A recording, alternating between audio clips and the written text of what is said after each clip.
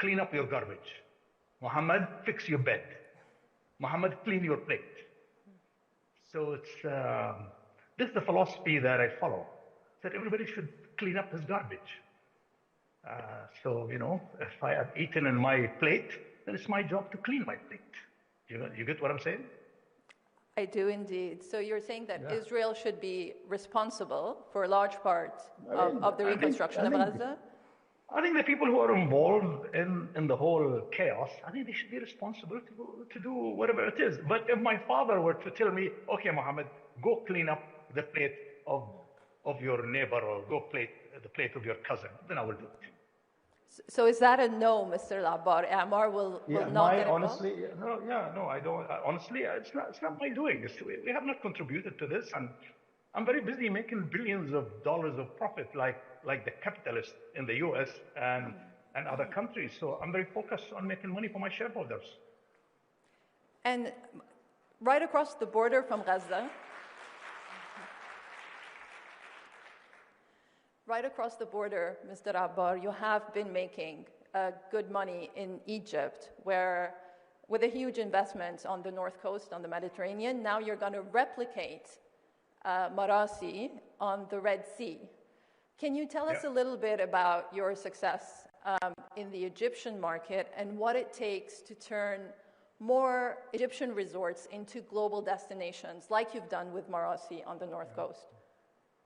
In any business, whatever the audience, whatever business you are in, if you do well, if you make coffee well, if you build well, if you build cars well, or whatever you do well, you'll succeed. And we businessmen, especially in the real estate business, we're very stingy people. Because, Emirates Airlines does a great job and British Airways does a great job, but they make $50 or $45 per passenger. I make $300,000 per passenger. You know what I mean? And so we have such profit that we should do a good job. We should design well. We should build well. We should be honest with our customers, right? So this formula have really worked well with us locally and globally.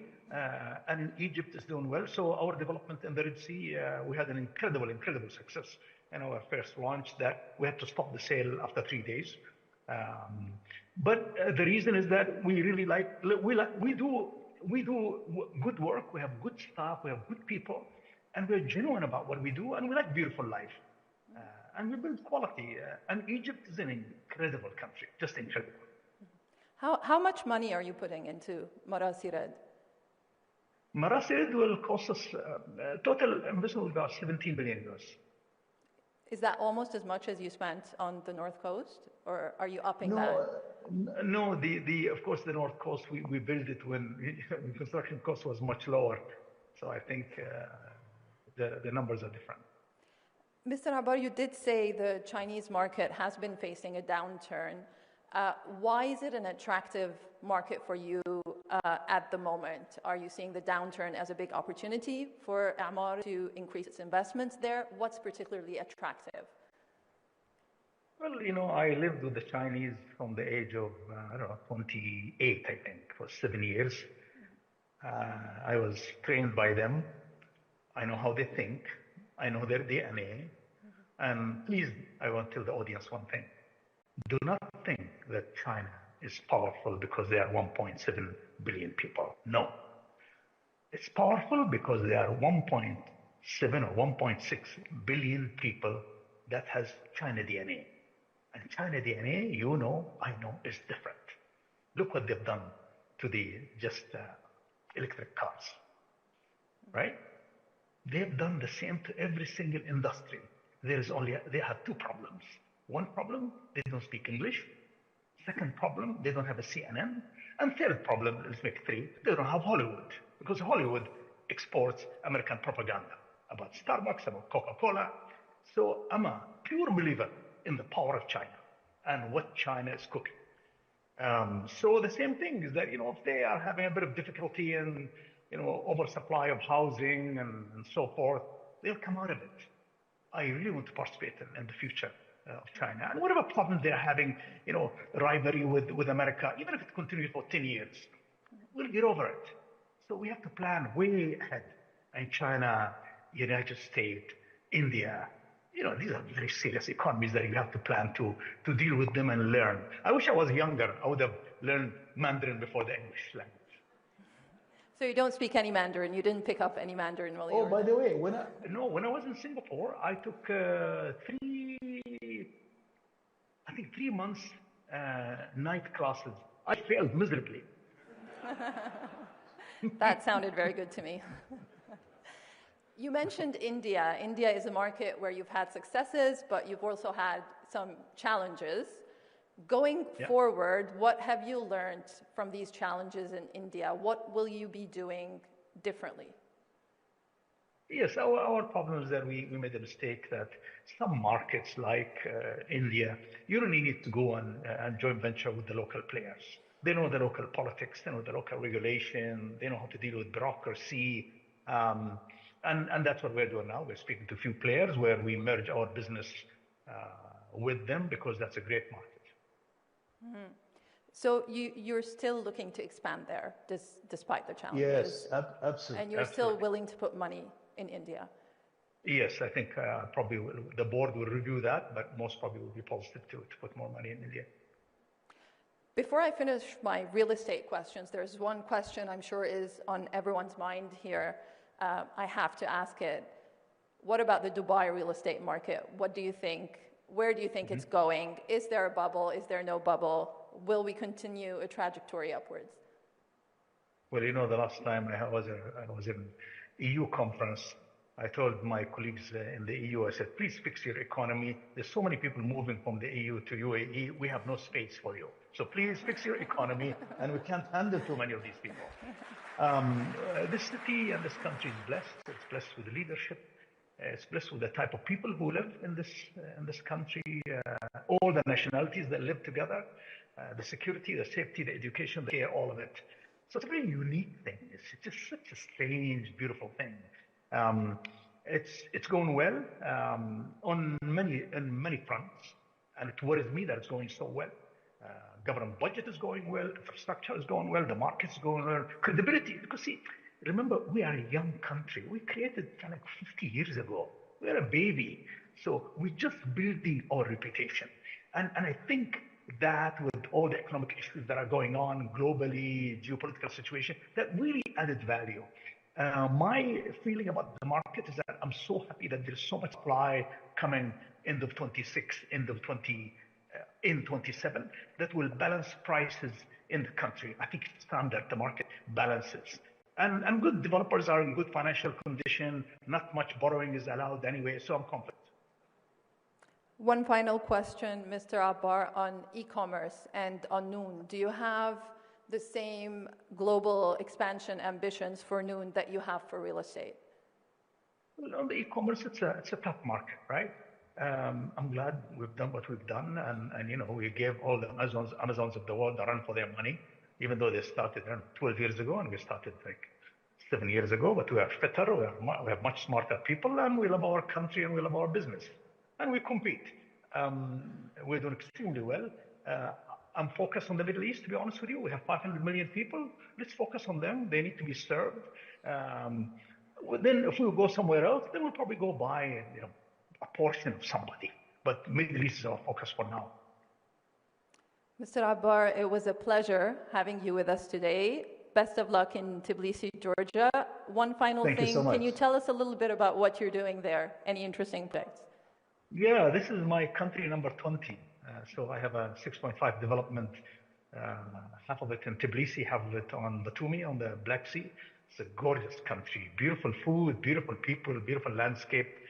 Their economic indicators last year, 9% growth, this year 7% growth. And I'm doing large projects. And I love the trees, I love the birds, I love the people. And the market is extremely good, and they're only 3 hours away from home. Thank you so much, Mr. Abbar. A real pleasure having you with us today. I do apologize that I'm not with you. I do apologize. Next year, you will be sitting with us. Thank you so much. Thank you. I wish all of you well. Thank you so much.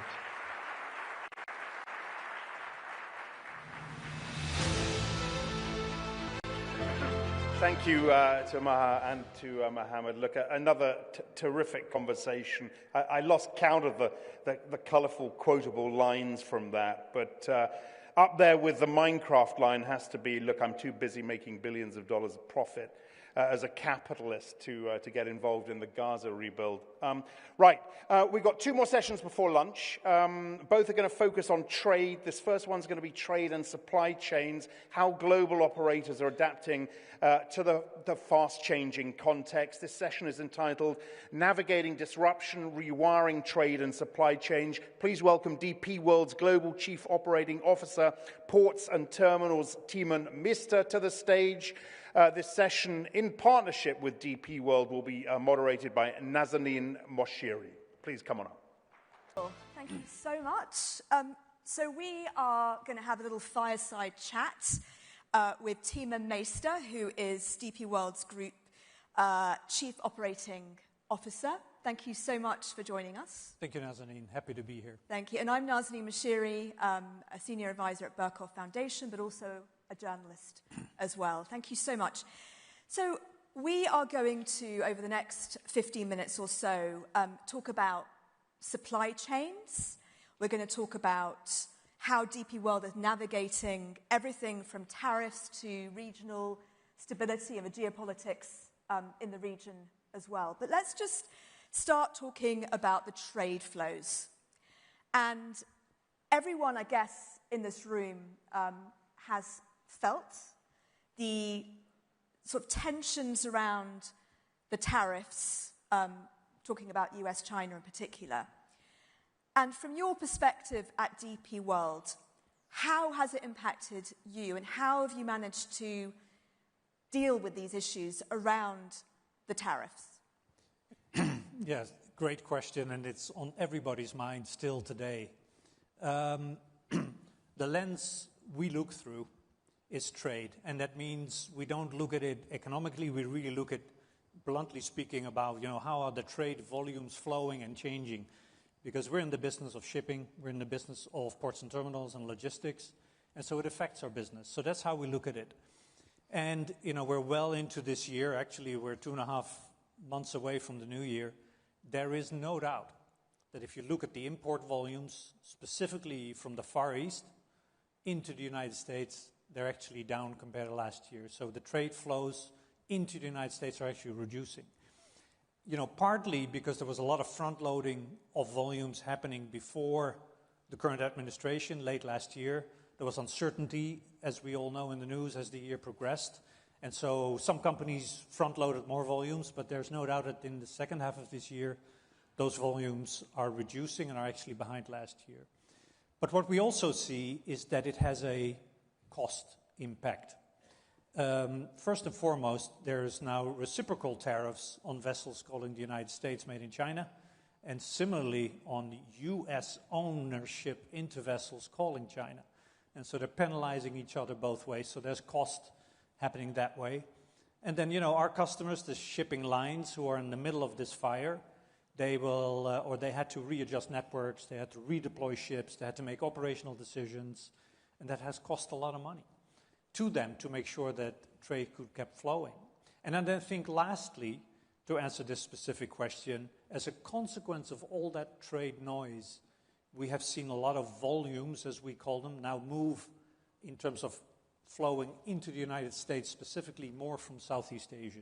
So countries like Vietnam, Cambodia, Thailand, even India, Bangladesh have benefited from some of these woes.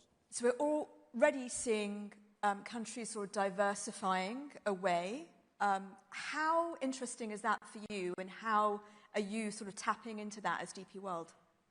Well, we're a global operator, and I always say, the world doesn't ride on the business between China and the US alone. There's many more trades and markets that you can still play for. And to be honest, 2026 is a year of growth.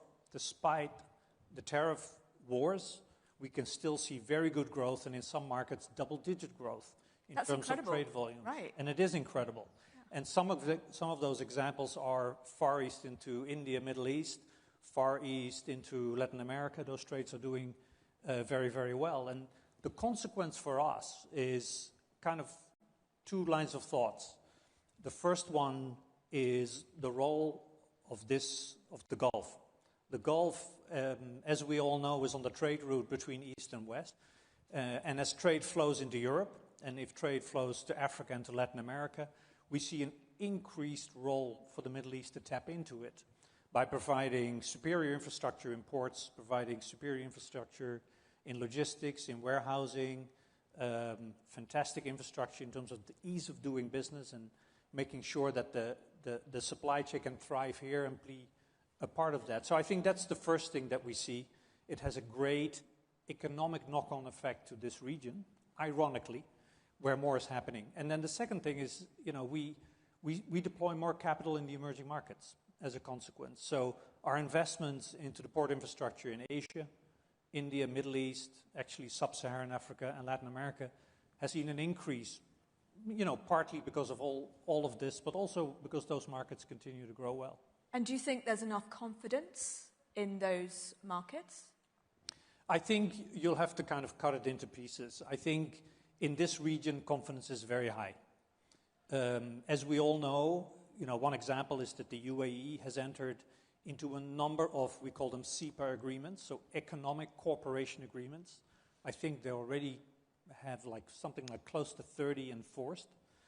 And these agreements are really there to make trade between countries more easy. It removes barriers, it removes tariffs, it introduces digital exchange of information. And as a consequence of all of that, what we can see as one example, we run quite a well-known port in our industry called Jebel Ali, just south of Dubai.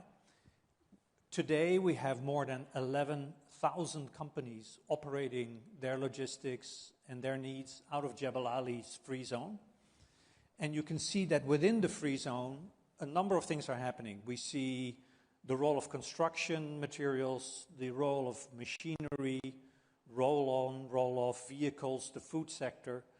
We see those growing quicker than the growth of the UAE. And that means that Jebel Ali is seen as an increased distribution hub for the wider region and the wider world. And so it has quite some impact.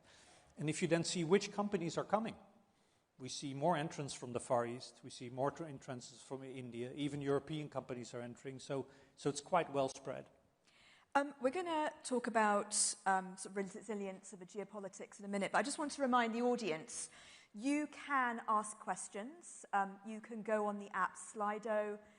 Also, hopefully, we'll bring up a code for you to scan from your phones, and we'll try to bring in some of your questions. This is your opportunity to interview the CEO of DP World. I'm sure you're going to have some interesting questions. We'll come to those in a second. But I just wanted to move on and talk to you. I guess what's on everyone's mind at this conference is the geopolitics in the region. And, of course, what I'm talking about is, from sort of conflict in the Red Sea, obviously, and all of the issues we've had over the last couple of years. How does DP World stay resilient and safeguard when you have such sort of important shipping corridors that have basically been closed for a while now? Yes. The irony of everything is everybody's watching this Red Sea situation and the fact that the ships can't enter from the south in, only from the north in. But all the disruption is already a year and a half behind us. So where it really happened, the big change was November, December 23, and then the first half of 24. Then shipping lines suddenly had to see we can't go in from the south, and that means if you have to go to the Mediterranean or to Europe, you'll have to go around the Cape. And all that change was executed by the shipping lines, I tell you, in a period of 3 to 4 months, quite exceptionally so. And so now the supply chains, although longer, they're quite working and they're quite stable. So for me, when people say, how's it going in the Red Sea? You're going to get a boring answer. The networks have adjusted. It is working, and you get into Europe quite easily. Where it took a little bit more time is to get to the ports inside the Red Sea. So if you look at Egypt, if you look at Saudi Arabia, they were in fact affected more dramatically than Europe. And most of those flows are going around, so it really takes a long way, and then back from the north, Suez back in. But also those trades have reestablished and working. But we've also seen smaller feeder companies, new entrants, actually Russian companies. We've seen Chinese companies offering feeder services from the south. So, it has reset, and in that sense, it's quite a boring story to tell today. I think what is on everybody's mind right now is, what if it reopens? Yeah, exactly. And it's a couple of things going on here. It's very industry specific. First of all, for the shipping lines, a reopening of the route means many things. You need to readjust your network. You'll have to make sure that as you go from the south through, there's ample port capacity in the hub ports on the way to Europe.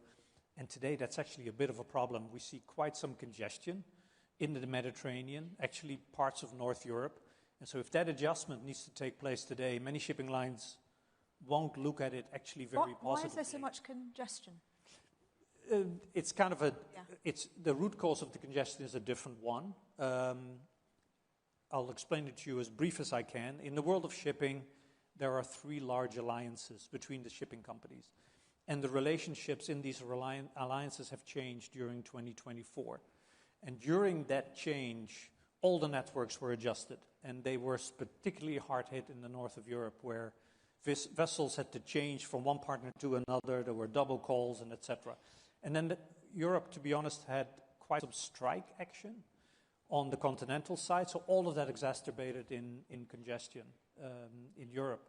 And so to answer the original question, is many shipping lines don't look too positively in reopening of the Suez like right now.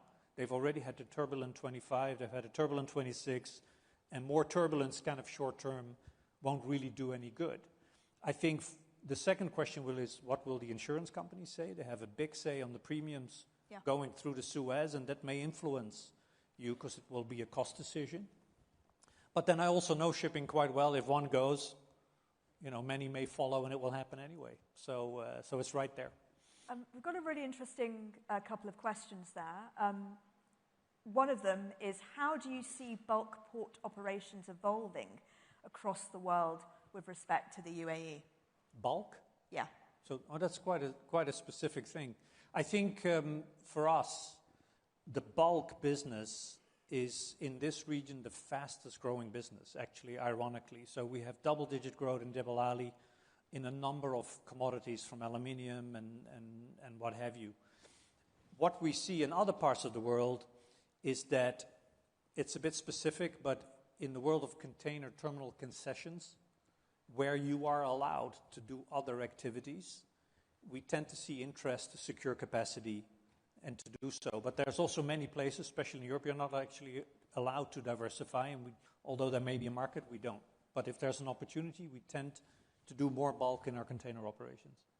Moving away from the UAE and looking towards the global south, do you think the future container business will move towards the global south?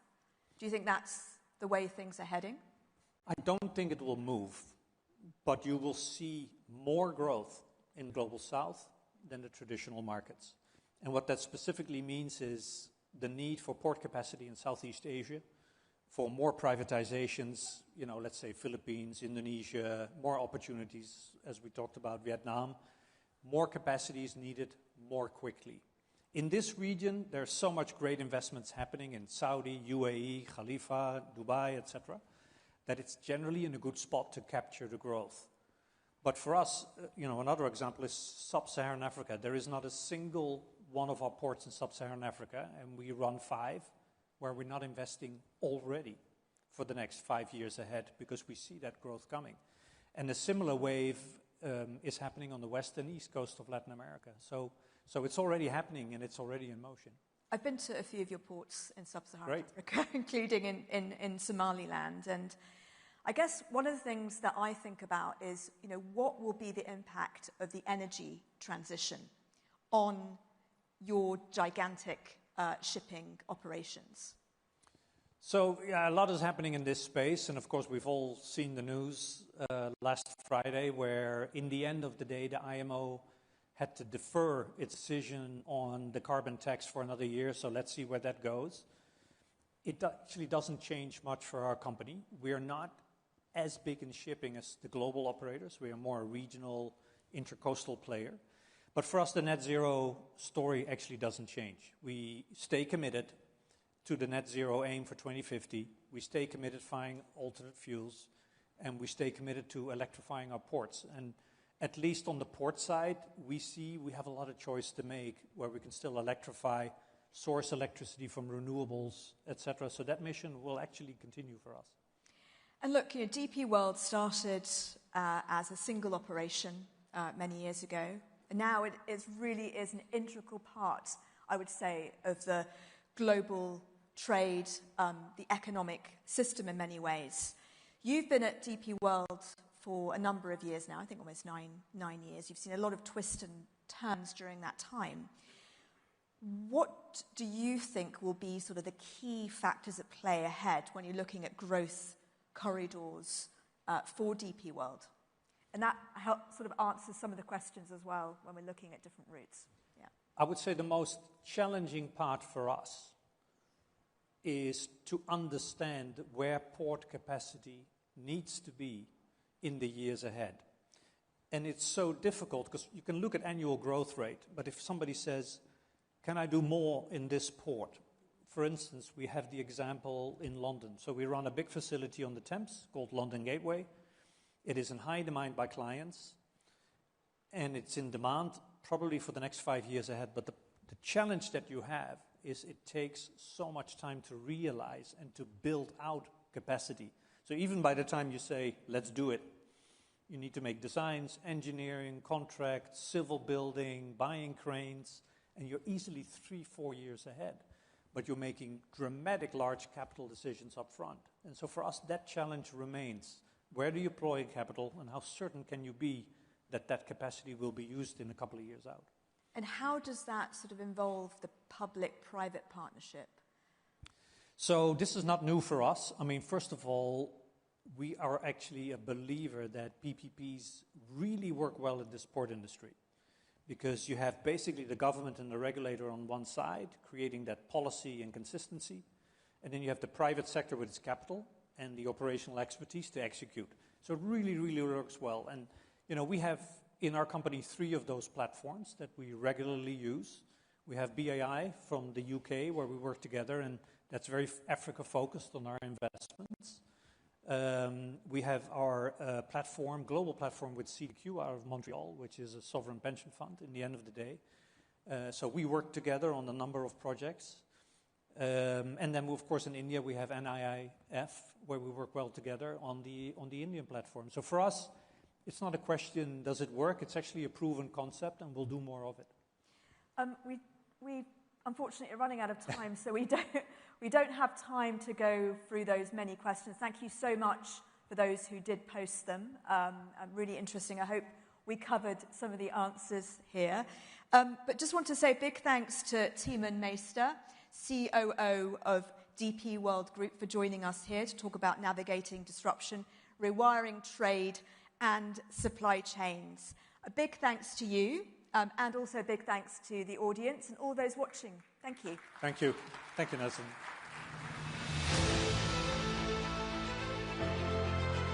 Good. Thank you, Nazanin. Thank you, Timon. Right, we've got one final session before lunch, and we're going to stick with the trade theme and the fallout from the dramatic shift in tariff levels, the unpredictability of where things might go. This panel will explore how businesses and governments are adapting to these changing dynamics and the impacts on global economies, as well, of course, as the inflationary pressure that may well build. It's going to be moderated by the global editor of Reuters Breaking Views, which is our financial commentary arm, Peter Thal Larsen. Come on up, Peter. Thank you very much, Axel, for that introduction, and thank you all for coming. I realize we're the thing that stands between you and lunch, so hopefully we can keep this interesting and snappy and give you plenty of food for thought, if nothing else, in the next half hour or so. We've got a very distinguished panel here to discuss the question of tariffs and trade shocks.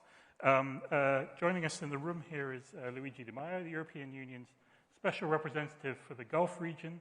And then on the screen, we have Her Excellency Rania Al-Mashhad, the Egyptian Minister of Planning, Economic Development and International Cooperation, who's joining us from Brussels and is on quite a tight deadline, so she may have to leave the panel a little bit early, so if she suddenly disappears, don't be alarmed. And also we have Nasser Saidi, who is the founder and president of Nasser Saidi and Associates. So maybe, Your Excellency, if I can start with you, given the sort of the time pressure we're facing here. I'm just curious for your perspective on how it's been a very momentous year in terms of trade and tariffs. Every day something new kind of comes along. I just wonder how the shift in terms of tariffs and trade fragmentation, from your perspective, has affected the Middle Eastern region and how the region has responded to the resulting economic challenges. Well, thank you very much. A pleasure being with you this morning from Brussels. A few points. We just came back from the IMF World Bank meetings, and there was an update with respect to global growth and also the trade trends. What is for sure is that we have better outcomes than we had a year ago. And even though global growth is expected to be lower than initially, but better off than what we thought last April. So that's takeaway number one. The second point, when you take a look at the WTO's outcomes with respect to trade, you'll find that there has been more regional trade taking place. There's been more front loading in anticipation of greater tariffs that are going to come along the line. And maybe when I look at countries in the region, our country, Egypt, or developing and emerging economies, you'll see that there was a very important push and momentum for trying to do structural reforms faster in order to attract a lot of the FDI that can actually, manufacture to re-export. So even though it was a year of a lot of uncertainty with respect to what's happening on trade, but it did allow for, I would say, faster movement and also regrouping when it comes to finding, markets to deal with. In our case, for example, Europe, and today we have the Egypt-EU summit, which is taking place. Investment and trade are a key component of it, in addition to other items. So this is, again, an opportunity for countries to do their reforms faster, push their competitiveness in ways that may have taken time earlier. And third, try and regroup with regional and maybe, the either unconventional partners or those who are conventional, but try and do things with them faster to be able to overcome and mitigate the implications of what we're seeing globally. Yeah, it's very interesting, Luigi, to hear Her Excellency say that actually the outcome is better economically than it was a year ago. I mean, because you would expect, given everything that's happened, that it would be the opposite. How, from the EU perspective, how have these sort of shifts affected the dynamic, and particularly in relation to the trade relationships with the region? Yeah, thank you very much for this question.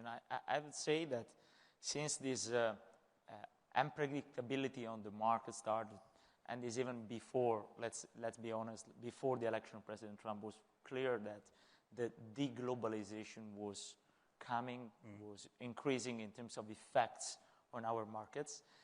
Since this kind of shift started, it was clear that there was a specific reaction, in particular from the European Union side. It was, okay, let's go for more free trade agreements. Let's try to free the markets, not only counting on the WTO rules that in a way or in another are there, but a little bit frozen.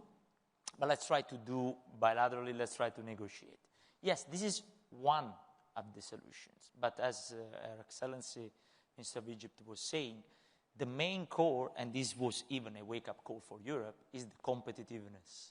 Because if you try to face an unpredictable era on the trade side, only freeing the markets with other markets without taking care of your competitiveness, you are creating just a new form of dependency.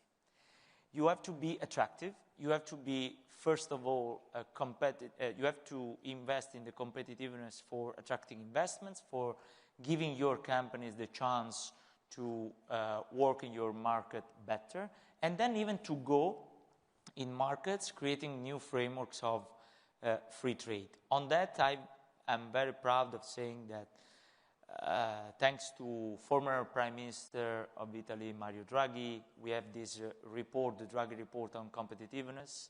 I had the honor of serving for him as foreign minister for 2 years in Italy, and this report is the solution, in my opinion, on the paper for trying to make more competitive the European single market. That is a huge market, is a very important opportunity for our partners, for having new opportunities of business, but we have to deregulate. Mario Draghi said something on the tariffs once the debate from the United States started at the beginning of the Trump administration 1 year ago. He said the main tariff on the European market is the bureaucracy. Before any kind of other tariffs coming from abroad, let's take care of our single market and let's try to fix this issue. Yeah, and I guess there's new impetus there as well.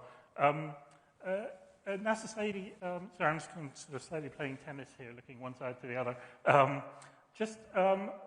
Thinking about the sort of the economic impact that we've seen so far. I mean, a lot of people are very surprised that we haven't seen more inflation as a result of the tariffs. I just wonder how you assess the economic consequences that we've seen so far, and whether are we still storing up trouble, or are things less bad than we thought? I think we're still in the middle of the road. If you think of the various factors that are risk factors, particularly facing us in the region, you've got unprecedented trade and economic policy uncertainty. So if you look at any measure of trade policy, the indicators are way up, historically way up. You've got the geopolitics in the region. We've had wars and violence. And you've also got a rapid buildup of debt, particularly in the United States and Europe, and therefore potential impact on interest rates and all the rest. So as you started off, people would be surprised that despite these big risk factors, our region has been fairly resilient. Now, when it comes to inflation, obviously, higher tariffs, in particular in the United States, are going to mean higher inflation. But we haven't seen that happening because people built up stocks and buffers before the tariffs came to place. So we need to be careful about the dynamics, because I think you're going to see higher inflation in the United States. That could have implications for how quickly interest rates come down, whether it has an impact on quantitative easing and the like. So it's still a very fluid and uncertain macroeconomic environment. However, two things. The trade policies and the greater global fragmentation are a very positive thing for the GCC.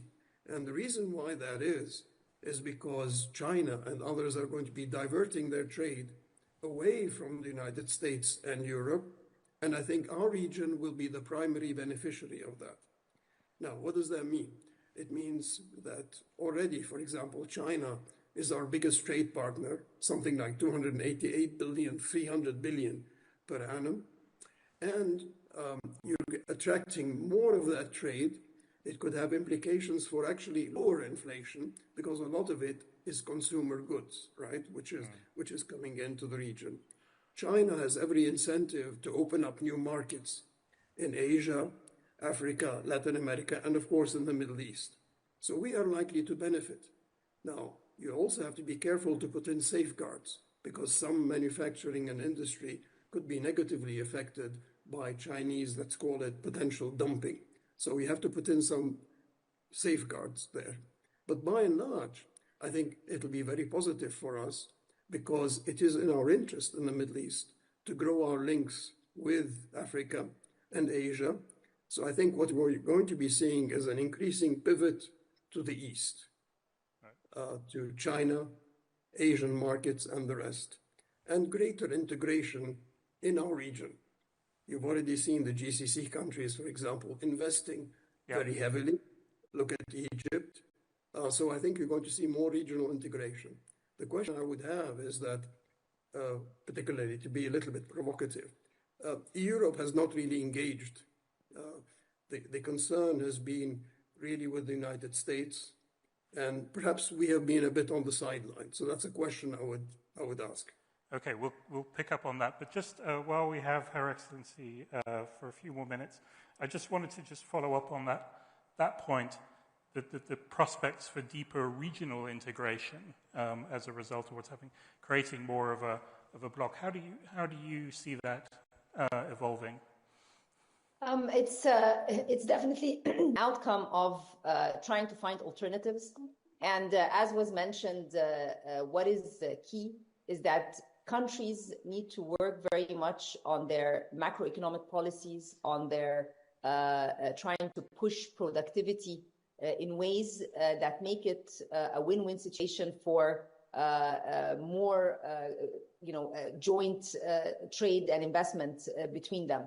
The point on safeguards that Dr. Nasser mentioned is a very important one. In our case, we're putting together a new trade policy, also focusing on the different regional agreements that are going to be taking place in the period ahead, so that the areas of the cost, the price of imports that come from different regions are also taken into account. So there is that move of moving towards more regionalism, but also we have to be mindful that in some instances there are agreements that already exist. So if you are going to move forward with new agreements or reshape the existing ones, what are the policy reforms that will be taken into account in that case?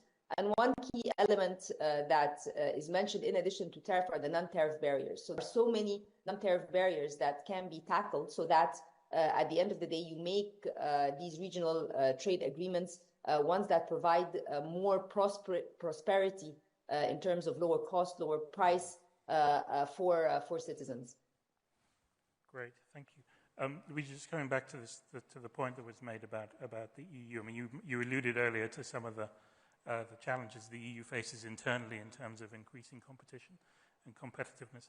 In terms of sort of being a player in the sort of the geopolitical realignment, how do you sort of see that evolving, and what are the specific challenges that the EU faces in that context? Yeah, we can say in general that since the new von der Leyen Commission, von der Leyen II, the second term of von der Leyen Commission is in charge, it's clear that the main focus is to close as much as we can free trade agreements with our partners. Right. Even some free trade agreements that are under negotiation since many decades. Right. We just closed the negotiations on Mercosur, with Indonesia, and we just opened the negotiation of a free trade agreement, EU, United Arab Emirates, just a few months ago. And as we say in this part of the world, inshallah, let's try to close as soon as possible with a good hand this negotiation. Hopefully not many decades. No. I hope that it's a matter of common and mutual interest to close as soon as possible, in order to free more and more these markets, because the potential is very high, but we are not expressing all the potential we have. At the same time, we are trying to revive the EU GCC free trade agreement. That one is there since many decades. Is there since I was 2, and so it's not my fault, honestly. You're quite young. We are trying to work on that in an idea where the GCC and the EU are trying to have scoping missions and meetings between the team leaders in order to revive. The last meeting was in Brussels recently in September, and but it's not only about that. We have a new tool of the European Union. We are going to negotiate with many GCC countries a strategic partnership agreement. We will negotiate even about investments, how to ease the investment, the business environment for both sides, for companies and governments from both sides. And finally, very soon, will be published the date very soon, we will have the first ever Energy Security Conference EU-GCC, probably in Brussels. And it will be the first time that our energy ministers will meet all together for even projecting the initiatives in view of the future on renewables, and even renewables, our cooperation on renewables, it goes even to data centers and even green aluminium and steel produced with via green hydrogen. So there are many projects ongoing. We are trying to fill the gap. This strategy that I represent and I implement is there since 2022, so not since a lot of time, but enough for trying to face this new challenge, this new world with new tools. Yeah. Nasser Saidi, I just want to switch a little bit to the question of investment flows. There's a question that's come up from in the room about sort of foreign exchange volatility and scarcity of the dollar affecting trade settlements. Obviously, there's been a big debate about, is the dollar still going to be the preeminent reserve currency? Is the world shifting away from the dollar and so forth? I just wonder, this region has historically been a sort of an exporter of capital to the rest of the world. I just wonder, aside from the sort of the trade dynamics, how you see, to what extent you see that changing now? Well, it's already changed, Peter, to be fair. You mentioned de-dollarization. I think there's a trend of de-dollarization for many reasons, in particular because we're seeing a weaponization of the US dollar and therefore greater riskiness of US assets. And that's the reason why you've seen financial markets and reserves of central banks now shifting towards gold. We've now had the highest share of gold in the foreign exchange reserves of central banks, running around 27%. That's unprecedented. And as people shift away from US assets, they're coming to our region. So I don't want to focus globally, but focus on our region. We're seeing more interest in our assets. And remember, the reason why that's happening is that the markets of the GCC, which I call the GCC Falcons, have now matured. They're much more diverse. They've diversified their trade, diversified government revenue, diversified output. So pre and post-COVID, we're talking about a very different scenario. So when we talk about trade agreements, whether it's with the EU or elsewhere, we have to look at a new set of trade and investment agreements that take into account the new strategy that has developed for many of the GCC countries post-COVID, where they've also taken the direction through their sovereign wealth funds of directing more capital internally, for domestic economic development. Now that you're focusing much more on non-oil and non-oil trade, you can do that. So now we're seeing investments in technology, AI, data centers, and in particular, I think, since this was being mentioned, we now have the possibility of green data centers, by which I mean data centers which are solar powered. And that means that the GCC, in particular Saudi, UAE, are at the forefront globally in terms of having very competitive data centers that can become a global service. This is unprecedented. So let me put it this way. Non-oil trade has been growing, but at the same time, the GCC are a global hub for traditional energy, oil and gas. That's one part. We already know that, we have that. But what's also happening is that the GCC are going to become a global hub for renewable energy, for clean technology, for climate tech. And this is where I think the EU has to engage. What we saw is that the EU has perhaps, and certainly the United States, doesn't seem to be as interested, the United States, in renewable. There's even climate denial in the United States. EU is no longer talking as much about green energy as much as they used to. So what we need is that in our part of the world, we can be global leaders in terms of clean energy, clean technology, climate tech, and the like. And I think this is fascinating because we have access to the technology, we have the capital through the sovereign wealth funds, we have surpluses in terms of trade. So I'll put it this way, we are in a very sweet spot because of greater global fragmentation and the diversion of trade, which I think will be to the benefit of our region. And remember, the bottom line is we need to create the jobs. So new technologies will help us create those jobs that our young people need. Just on the sort of the de-dollarization question, obviously this is also potentially an opportunity for Europe and for the euro. How much interest do you or shifting interest do you see in terms of using the euro as a sort of a reserve currency, as an alternative to the dollar? Of course, as was already said, the shift is towards the gold.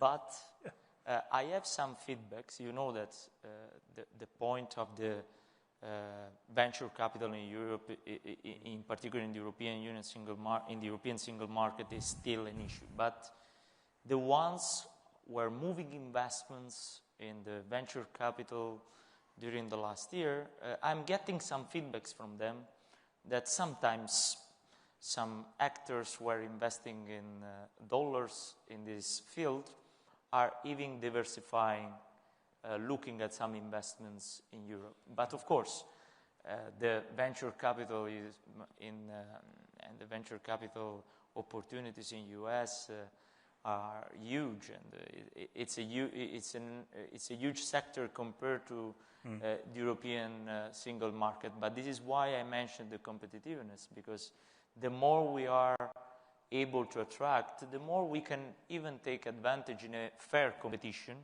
of this, not only the dollarization, but even a matter of the value of the dollar compared to the value of the euro currency. Said that, I would like to underline that the Gulf countries, for our companies, for our governments, so the 27 member states of the European Union and for the EU as such, is becoming more and more a strategic partner as GCC, but even as each country of the GCC, because there are some nuances and there are different opportunities from one to another.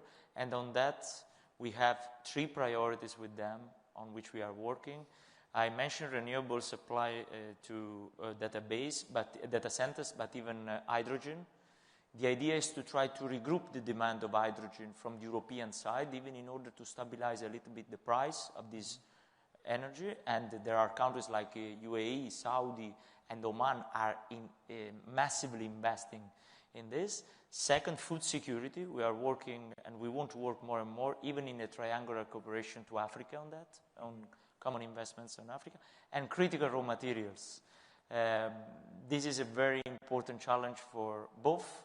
But the Gulf countries, they know very well, the GCC knows very well that European Union is going to triple the demand of semiconductors, and so the dependency on critical raw materials because of the digital and green transformation we are implementing. And many programs in the European Union and in the GCC are matching even on this field. Very interesting. Nasser, I just want to I want to sort of introduce the question a bit of China. I mean, you talked about the opportunities in green energy for the region. I mean, obviously, at the moment, a lot of that technology is coming from China, solar panels, batteries, electric cars, and so forth. And obviously, we've also seen in the last few weeks, been reminded again of how China is willing to use its control of the rare earth supply chain as a sort of strategic lever. I just wonder, from the region's point of view, how do the countries in the region navigate the trade-off between access to these technologies but not becoming completely dependent on one supplier? Well, if you look at it over the past few years, particularly when we're talking about AI, digitalization, EVs, and the rest, it's been a very, very balanced and neutral approach. So you were a bit agnostic insofar as technology is concerned, right? You talk with OpenAI, but you also talk with DeepSeek and other Chinese companies. And I think that is most likely the trend moving forward. I think one important factor is that China seems willing to share the technology. It's one thing to have access, Peter, but we don't want to remain consumers. We want access to the technology in order to develop it, to innovate, to train our young people into new areas. Digitalization is going to be the name of the game, along with renewables, climate change, and the rest. And so we need partners for that. The EU has some technology, US certainly, but I think we need to remain agnostic because it's a rapidly changing space, and we are willing to put in, the GCC countries are willing to put in enormous funds into new technologies. Just look at AI and what's happening in Abu Dhabi, where you are. And it goes across the whole chain in terms of clean technologies, right? From batteries to EVs to data centers and the rest. So I think what's on the cards is who's going to be your technology partner. And the GCC are saying we're open to all, but we want to be able to own the technology. We want to be able to export that technology. Let me give an example. You look at solar power. The GCC, given where they are, have a natural competitive advantage in solar power. They can acquire that technology from the Chinese, solar panels and the rest, but now they're exporting it, right? They're exporting it into Africa, into having decentralized energy, right? Which you need. So it becomes an integral part of economic development, and it becomes an integral part of what I call regionalized globalization. In other words, the GCC countries are going into Africa, the Middle East, and other countries, and they're integrating them into their economy and using technology to do that at a time at which many of those countries really need the technology and renewable, and they're into the energy transition. So I think what you're looking at is a very different economic partnership than what we had or what we were looking for pre-COVID. It's changed. Right. We're almost out of time, but Luigi, as the representative in the room, we'll give you the final word. There's a question that's come up, which we were talking about AI there, about the EU's position in AI development and policy and investment, particularly compared to the other players, and I guess given the sort of the competition playing out there. It's a big question. We have a short amount of time, but can you give us a nutshell of the EU's approach there? Yeah, we are approaching many partners on that because AI is at the core of every kind of investment program now at this stage of our economy. As you know, we have this AI Act that it eliminates the unacceptable risks in terms of AI. And I hear that we are even inspiring some other regulations all over the world about AI. But the point is to attract capitals, to co-invest, and to develop technologies together. I totally agree on that. The point is to try to partner with the GCC in each sector, developing technologies together. And why not in a day? I'm not launching a proposal, but I'm just underlining the fact that even in terms of strategic autonomy of both regions, in order to invest in new technologies, even in the military, why not to co-invest in new technologies, even on this field? It's, of course, renewables, AI, data center, but then there is the security, the defense, and we can do a lot together, even because our markets together represent almost the 20% of the world economy, GCC and the European single market, and if we add even UK, is even more. So I think we can work a lot in many fields, and AI is the challenge. There are some concerns, but there are more opportunities than concern, and we have to take this momentum together as strategic partners, as EU, GCC want to be. Okay, we have to leave it there. Lunch awaits, but before you rush off, I just want to say thank you to our panel. So, Her Excellency Rani Al-Mashhad, who had to leave us a little bit early, to Nasser Saidi, thank you for joining us, and to Luigi Di Maio. Pleasure. Thank you very much. Thank you.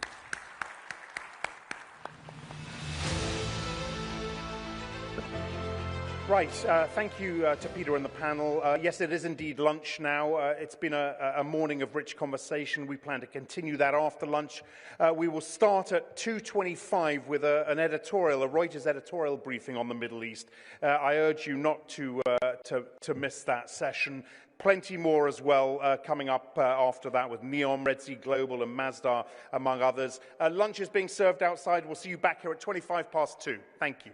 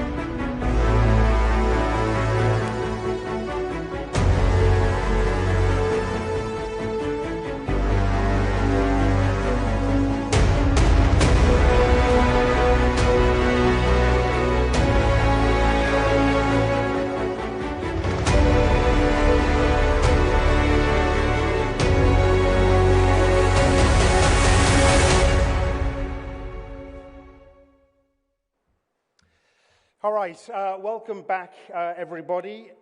We start the afternoon with a panel of Reuters journalists from the text and the visual side on how they cover this region, a region that is so important, of course, to global growth, but so challenged by conflict. Before the session begins, we want to share another short video highlighting some of the challenges that they face and they continue to face. We are all acutely aware of the toll that decades of turmoil in the Middle East has taken, with the last 2 years especially harrowing. This video, which does include clips some of you may find distressing, shows Reuters journalists in action on the front lines. It'll also show you the faces of some of the Reuters journalists who have lost their lives, bringing us the accurate and impartial news for which we are known. After it is played, our Middle East and North Africa editor Edmund Blair will introduce 3 journalists who have been leading our coverage here since the war in Gaza and the conflicts in the region erupted. So let's play that video.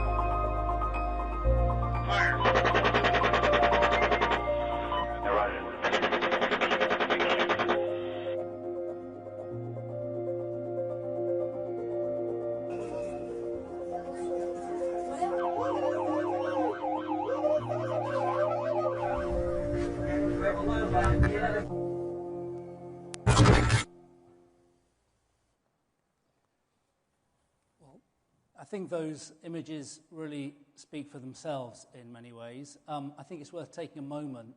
That last shot you saw is the last shot that Fadl Shana, one of our cameramen, ever shot. But it's a real pleasure to introduce you to 3 journalists with Reuters of a range of service with us, who have been behind the camera and behind the stories that we report.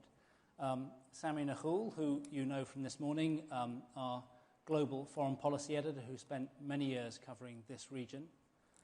Labib Nasser, who is head of Middle East and North Africa visuals, and Maya Jebeli, who's our Beirut-based bureau chief for the Levant, covering Lebanon, Syria, and the rest of the Levant. I want to come to Samia first. You've covered this region over many years. You were Middle East editor for many years before you took your latest role. You've started since the Lebanon civil war and through pretty much every conflict since then. And it's worth noting that one of those images that you saw flash past was actually Samia when she was wounded in Iraq in 2003. So you've really been at the front end of the challenges of reporting this region. What's changed over the years, and has it just become more dangerous? I think the mission hasn't, sorry, can you hear me? The mission hasn't changed, it's basically to bear witness, to uncover the story, to tell the truth, but the terrain has become much more treacherous, Journalism in this part of the world has always been risky and hard, but really now the battlefield is full of minefields, Journalists have been targeted directly. I mean, we consider to the enemies. Like I recall, like when Isam, our colleague, was killed, he was wearing the flak jacket, he was wearing the helmet, but he was still being targeted. And at the same time, our Hussam al-Masri at the hospital, he was among 5 people killed in August. So again, what has been targeted is the live footage. Every time you have live footage, because it's exposing atrocities, it's exposing crimes and killing, they're being targeted. Although they said it was a Hamas, but, our investigation showed it wasn't a Hamas. So what has changed in the past, the challenge was access to information, access to the source, access to the story. That was the main challenge. But right now, there are so many challenges, including, the risk is higher because technology is helping them also, Whoever wants to target a journalist, your iPhone has become your enemy. They can trace you, they can hack you. In the past, we covered story, we're not hacked. Now, hacking continues. They monitor you, your movement. Through AI, they can target you. So technology has been, it's an advantage for us because, we can transmit stories from the feed. We can, but again, technology has become something that they can use against us. And, in the conflict, like in this conflict, since the Gaza war, 235 journalists have been killed and media, fixers. In Iraq, we had 285 were killed, among them 7 of our journalists, and, 3 of us were seriously wounded. So the risk is bigger, and we are being treated as really the enemy of the truth because we are exposing so many. If it weren't for us, so many stories would not be told, so many atrocities would not be uncovered. So we are the lens, we keep the checks basically on them. Thank you. And it's interesting you point to technology on obviously Labib. This is where you've done a remarkable job with the team continuing to show what's happening on the ground. I think it was notable when the last situation where the hostages and Palestinian prisoners were released and the hostages were handed over. You were running 3 live streams from Gaza despite the hardships of delivering that to the world. It really was remarkable to see it across global channels. But how do you do it? How do you? What was the biggest challenge you have in keeping the footage rolling through these kind of crises and conflicts? So it's challenging all throughout. From deployment to publishing and beyond. You got to pick the right profile to have access. Samia talked about access being a challenge. It remains a challenge. Let me give you an example. You saw the video, you saw Libya. It was a natural disaster in Derna, which falls in the east.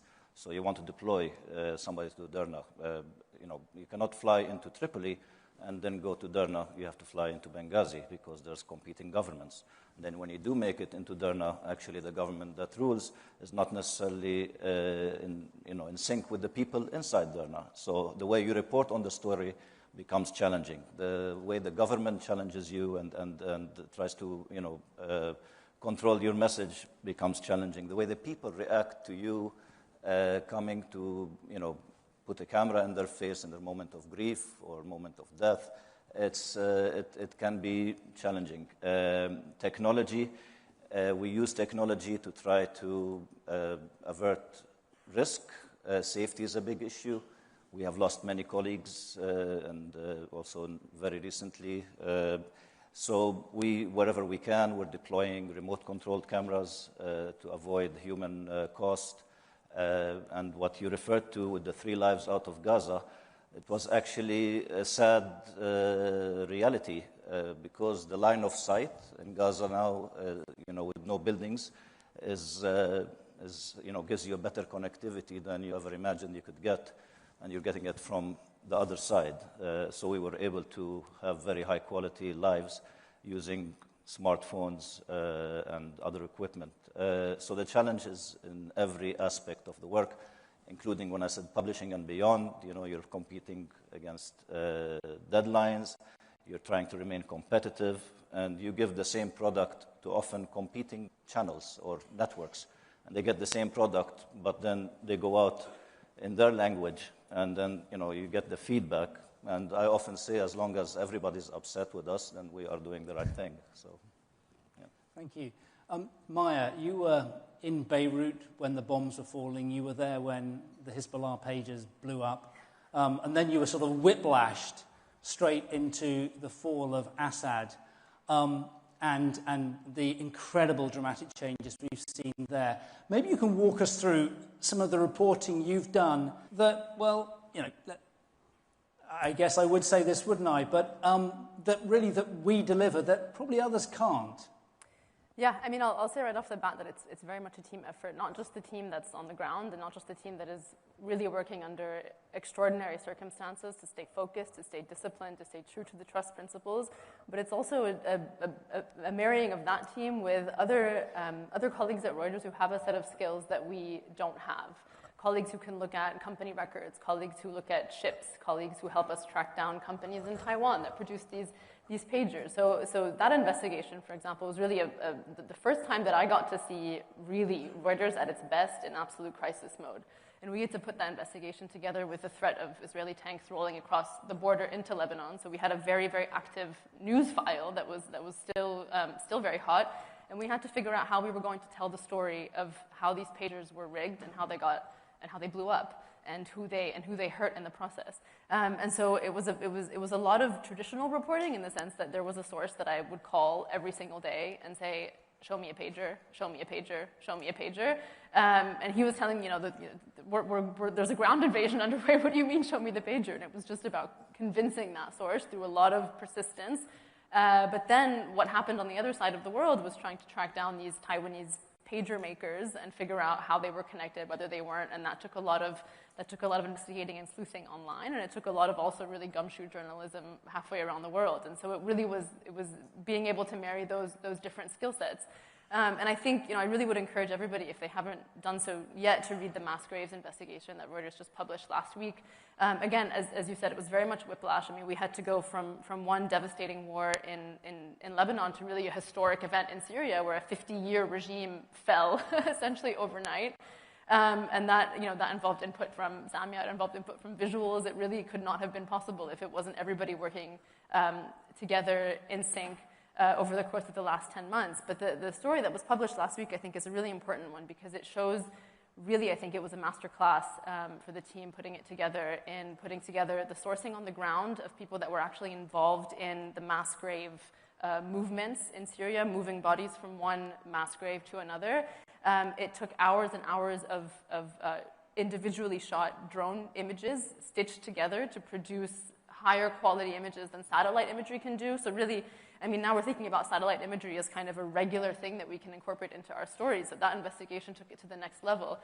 So I think what we're always trying to do is trying to bring all the different skill sets at Reuters together. Everyone is learning from one another, and I think what that produces is a product that really kind of sets the bar very high.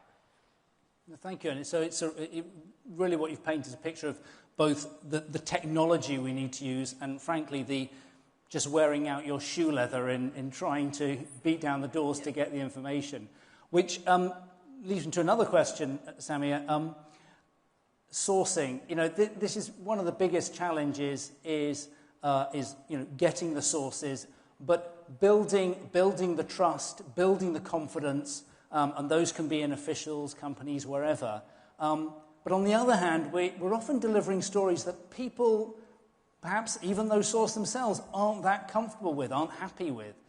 How do you navigate that very difficult path with making sure we continue to deliver hard-hitting news that is going to challenge the authorities, that is going to challenge what the information they want to deliver, and yet keeping those sources on side and willing to talk to us? How do you build those contacts? I mean, the most important thing for me is always the reporting from the field. This is where you trust, you see, you witness, you report, you check, you talk to people, you have witness account.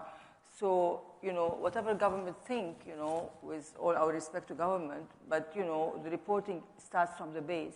So when you build the story from the base and you have it bulletproofed, then you can go to the government or sources. They might deny it, but you keep on using multiple sources to check that your account is right. And if they don't want to comment, they don't comment. If they want to deny the story, I always tell them, okay, deny the story, if you want. And normally they don't put denial. They know that your story is right. But at the same time, they kind of respect you. Deep down, they know that, every time there is a story, like I remember an official who complained about a story that I wrote calling my editor-in-chief at 11 o'clock in London, that we have a campaign against Lebanon. Then, anyway, once before he was calling me, there was a story that you had from Pakistan, and he wanted the Reuters story because he said, I trust Reuters. What did you say? Can you say it? Do you have more on the story? And when I confronted him, I said, why do you trust us on the Pakistan story? And, you don't. And he knew that the story, but he said, oh, you're the daughter of this country, you have to help us. I said, I work for Reuters.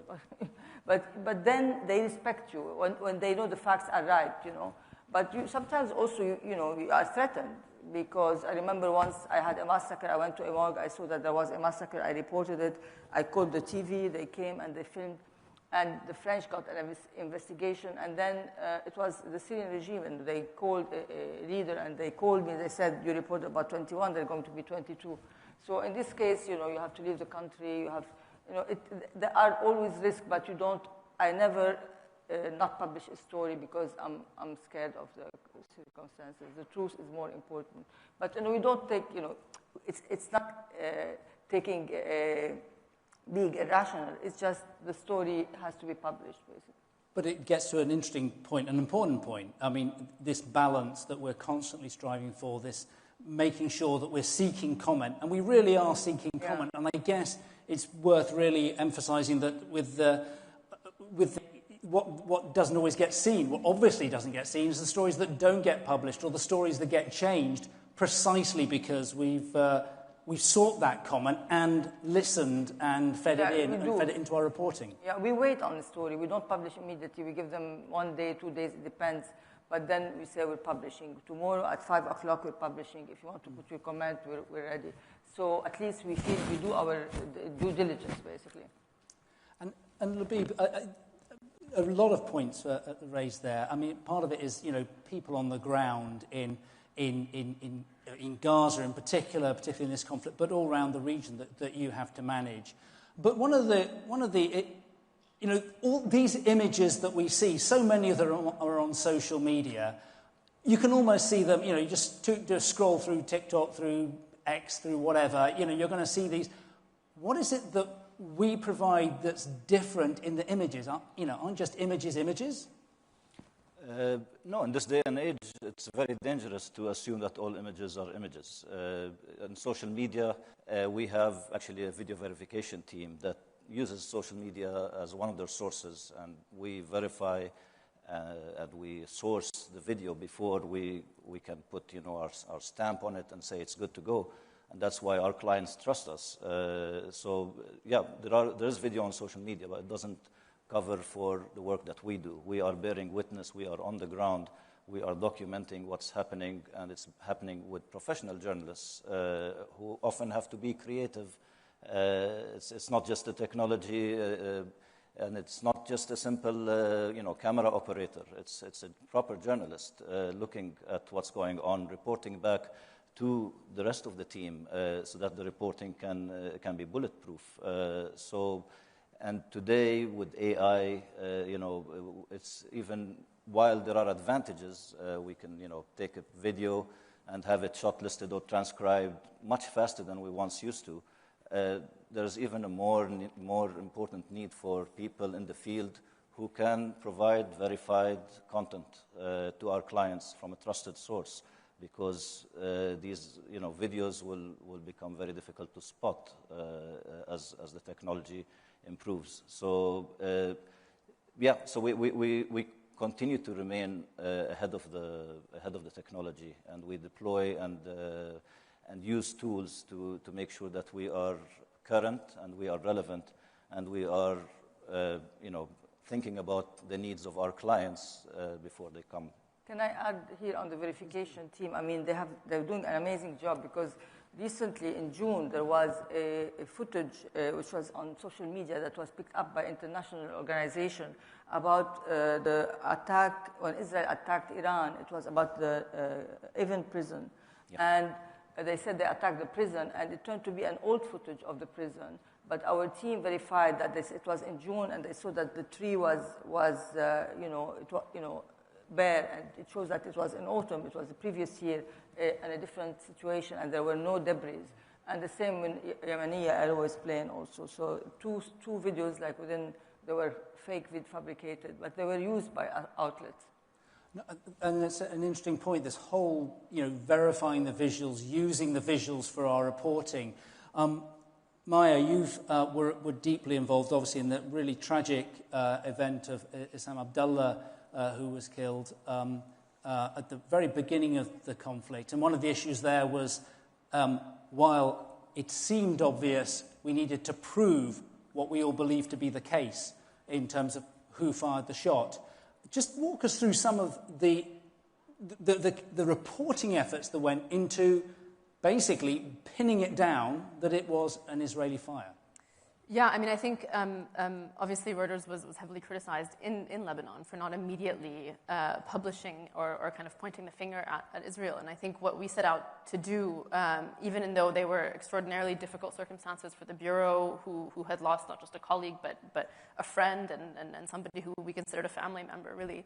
What we set out to do with again, the help of Reuters colleagues elsewhere as well, was to establish answers to questions that hadn't even been asked yet, which were, what exactly was fired at the group of 7 journalists that were on this hilltop? It was 3 international agencies that were there. Where was it fired from?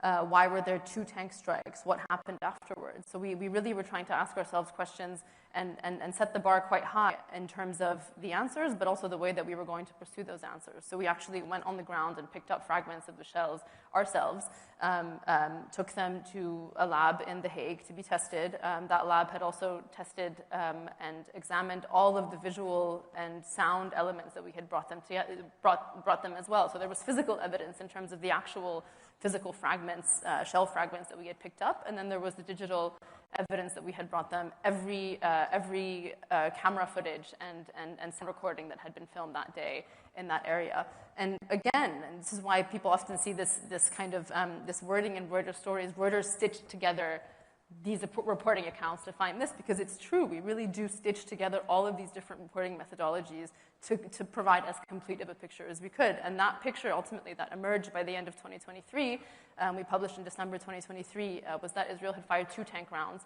at a group of 7 journalists, followed up with more than a minute of gunfire from the same location within Israel. And that obviously killed Issam, left an AFP journalist, Christina Asi, without the use of her legs. It was an extraordinarily traumatic experience so early on in this war that unfortunately then produced more and more and more similar cases. We obviously, unfortunately, had to do the same thing with the Nasser Hospital investigation just 2 months ago. And so I think one of the things that has been so heavy for journalists across the region is the fact that we're kind of, we want to be able to say never again, and unfortunately we're not able to say that because we're continually seeing these attacks on journalists. So I think, again, that publication, that report came out nearly 2 years ago now, investigating Issam's killing. We still have not received a response from the Israeli military. And this is what we do. We put out the maximum amount of evidence, the strongest reporting possible on the table, and then now we wait for the response, which should come. Thank you. So our universe is big, and what keeps us ahead of everybody is we have our checks and balances. So, it's easy to get caught up with emotions when your colleague that you are seeing and living with every day is killed. But then you have the bigger Reuters family that contributes to the reporting, and there comes the checks and balances and the approach and how to move about things. And the same thing happens with safety when we deploy safety. Gives their assessment, it's safety versus editorial, and then we decide together where to go. So there are many stops on the way that we, as Reuters, can put in place because our universe allows us to do so, and because it's best practice. I mean, maybe just briefly, and we'll come to some of the questions, particularly this one on the trajectory of tensions at the moment in the region, and we'll try and plug some of your brains on that. But just in terms of the security protocols that we have to go through when you're, particularly for visuals, because you really are on the front line of things. Maybe you can just walk through some of the steps that we need to that we work on to really determine whether it's worth it, whether the risks are overbearing or not. So it's a case by case. A proposal comes, we need to go cover. Let's say, for example, there's shooting in the West Bank, or a settler attack in the West Bank. Do we deploy somebody there? If we deploy them, how quickly can they get there? What's the mitigation? Security does their assessment. Do they need a security advisor with them?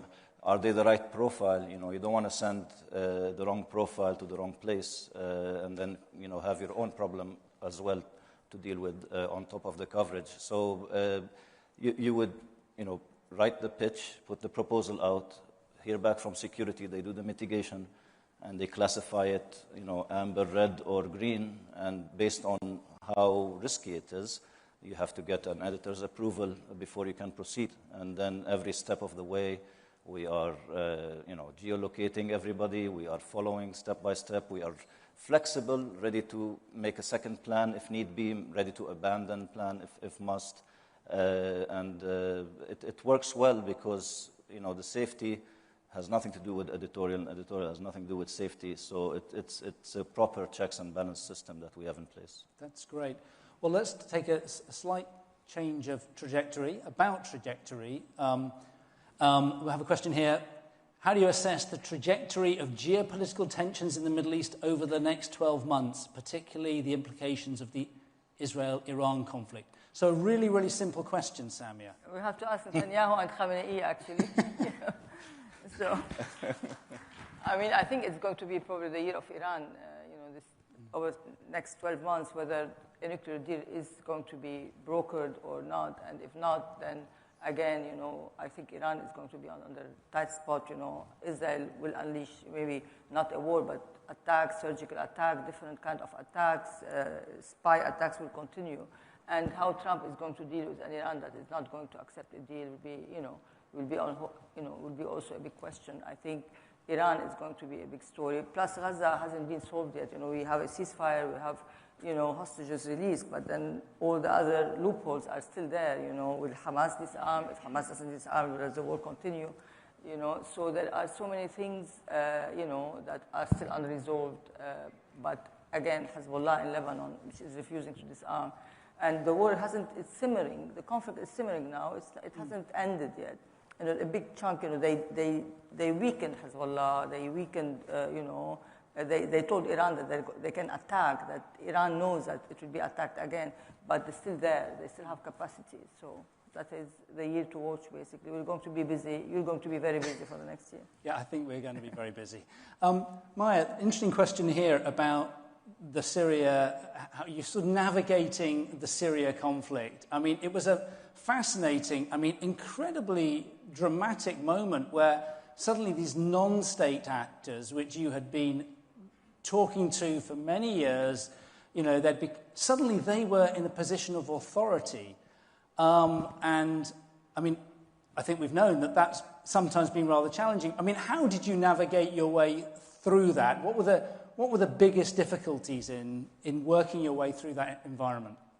Yeah, just in the beginning to reestablish that contact in the first place was kind of funny because there were a lot of these Syrian opposition contacts that we hadn't spoken to in years because I think like a lot of people, we had looked at Syria and thought, this is going to stay like this for a while. Like Bashar al-Assad is possibly weak, but everyone tried to get him out, and he's still there. So it doesn't look like he's going to go anytime soon. And in late November, we just woke up one morning the same day as the ceasefire in Lebanon had taken hold, and so we thought we were going to get some respite, and we just really, like you said, whiplash, just turned our attention east, and we were starting to look at what was happening next door. And we had to, go back and dig out these phone numbers and try to remember the names and the nom de guerre of all these people that we'd been talking to 10 years ago and figure out where they were and try to track the fighting. But in terms of then, I think that, the term source of authority is kind of an interesting one because in many contexts, the authorities are not necessarily your sources.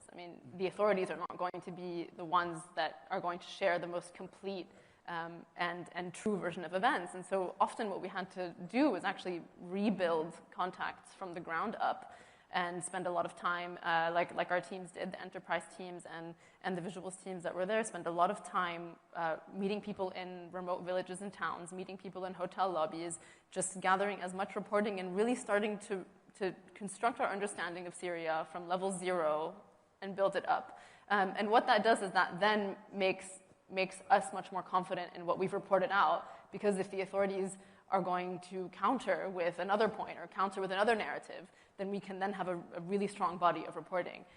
So really it's about building up the sources and building up the knowledge. When regime change happens, you have to kind of do it all over again from the very beginning, and then that makes you the authority in a way on a subject. And how have the authorities thought, what have they thought of our coverage? A lot of the work that we've done has been challenging for a new government that is just coming to terms with a massive influx of journalists from all around the world who are coming and who are writing different types of stories. And I think a lot of the ones that we've written and a lot of the ones that the team has focused on, the subjects that the team has focused on have been difficult, have been challenging, have kind of unearthed a lot of the most complicated and maybe even the most painful parts of the legacy of the last 50 years and the kind of the birthing pains of a new Syria. I see red, so I'm gonna wrap up there. Right. Well, very quickly, Labib, I'm not going to go to another question, but one of the things that strikes me about handling this conflict is the people are often reporting who are living it as well. It's not the foreign correspondent going in there. It is local people dealing with the tragedy that on their doorstep that's affecting them and reporting. How do you manage that? And let's keep it brief. It's very difficult to manage. We offer support, mental, physical. We try to make anything available that we can make available to people working. And it's not just the people on the field. It's also, vicarious trauma is a real thing. When you receive all this footage, what you see is what's been edited, what's been picked as appropriate for the public. What you don't see is often a lot more gruesome. You've seen the images. Our guys in Gaza had to deploy a donkey cart because fuel was hard to come by. But then they joke about, they couldn't get hay for the donkey anymore, so we had to find another way to cover. But, we remain creative. We try to have a sense of humor. We are in touch all the time. We offer the proper support that could help. And CIC, we have our support system. But it helps. It helps. It's a community and it's a village, and that's how we function. Well, I guess with we'll continue working like community and continue to have to be very inventive in reporting this region. But thank you very much, and thank you very much for listening. Thank you. Thank you. On time. Thank you, Edmund. Thank you to the panel. Thank you for doing what you do and bringing us the news and uncovering the truth. Look, I always find these Reuters panels, editorial sessions fascinating. How they do what they do so well. I found this one especially humbling, so thank you very much indeed. Right, I'm going to take a breath because we are going to change tack now, and it's quite a big tack to the money flows. Heavy investment in infrastructure and public-private partnerships has transformed the economy in the Middle East, of course. How are businesses and governments capitalizing on all of the opportunity here? Where is a capital flowing now is the question we ask. Please welcome our event moderator, Richard Dean, to the stage to introduce this next discussion. Thank you.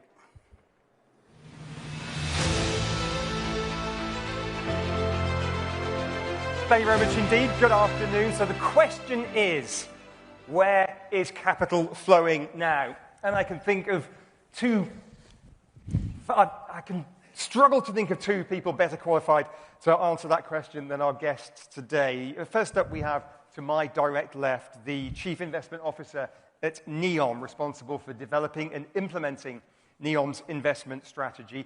Previously, with GE, as the President and Chief Executive Officer at GE Renewable Energy for the Middle East, North Africa, and Turkey. Please join me in welcoming Dr. Manar Al-Manif. Dr. Manar, good to have you with us. Thank you so much.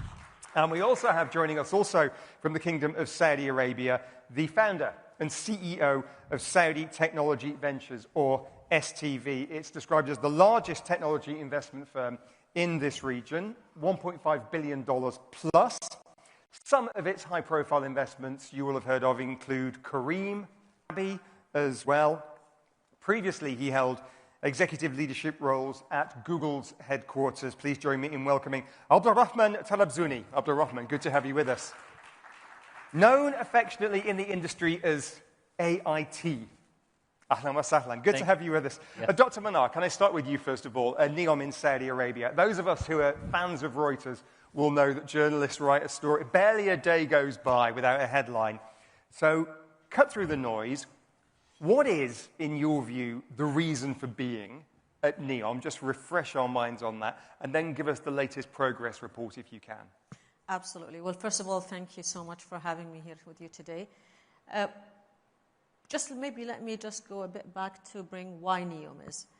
If you all remember, everyone was talking in the last decade about carbon dioxide emission increasing on a daily basis. They're speaking about water shortage. They're speaking about the fact that we consume food faster than the time it takes us to grow it. But yet, no one around the globe was able to come and put a solution. What are we going to do to address these challenges? What is the future looking like? What do we need to do? And that's where the idea of NEOM came from in the beginning. It is simply a place where it represents for you the future. It's a place that represents for you a global opportunity, a greenfield development that will enable you to do three things. First one is to reimagine sustainability. So sustainability is very important. It measures the day-to-day operation and how do we work. And what is the future of sustainability, future of industries, and so on. The second one represents a global opportunity to reimagine businesses. What are the different ecosystems that you need to create in the future to create jobs? What kind of industries do you need to build to actually meet what is the future going to look like in 30 and 50 years? Specifically with AI disruption today, the way that we work and the kind of industries is going to shift significantly to what you predict is going to be there in 20, 30 years. And NEOM will provide for you an opportunity where you will be able to test some of these new concepts, validate them, see what kind of infrastructure is required to build them and take them forward. And the third thing NEOM will be able to do is simply a global opportunity to redefine livability, which is today specifically when you focus on the youth, livability is a very big component that everyone is looking at. And when you add all of these three things together, it's actually at the cornerstone of Vision 2030, which simply focuses on two things. Vision 2030, transforming the economy and diversifying the economy, as well as improving the quality of life. And NEOM is at the heart of doing that. So that's why NEOM and what we're doing. And if you think about it and just, if you think of the vision of NEOM, which is quite interesting, many people do not really focus on the vision of NEOM. It is simply where the greatest mind and talent are empowered with the most pioneering idea to come and develop what is the future. We're not saying we're going to be developing, a tall building or a big mall. On the contrary, we're saying it is the land of the future where the greatest mind and talent are empowered to develop the most pioneering idea. That's a very big thing and a very big statement because simply you're giving the tools to people to come and innovate and introduce the future. So that's what NEOM is about. Now, where we are, we're actually moving according to plan. We're really busy in developing the required infrastructure. Remember, we're building a city that is in scale the same size of Belgium. So when you're developing something, that's something long-term that require a lot of development, from building the required infrastructure, from roads, from energy, connectivity, mobility. it takes multiple decades to actually be able to finish and achieve the target that you need to have. So work is under progress. We're moving ahead, and we're developing a lot in that area. There is a follow-up question, of course, about where the capital is flowing, and we'll come to that. But Abdulrahman, if I can turn to you first of all. In answering this question, you said you wanted to frame it in a number of different themes, and you said the first one, and the most important one, is underpinning all of this, that this region is building the AI wave, whereas previously the region has been a consumer of cutting-edge technology. Explain that to us. Absolutely. I think, Richard, it's really important to put things in both a global context and on a time-axis context.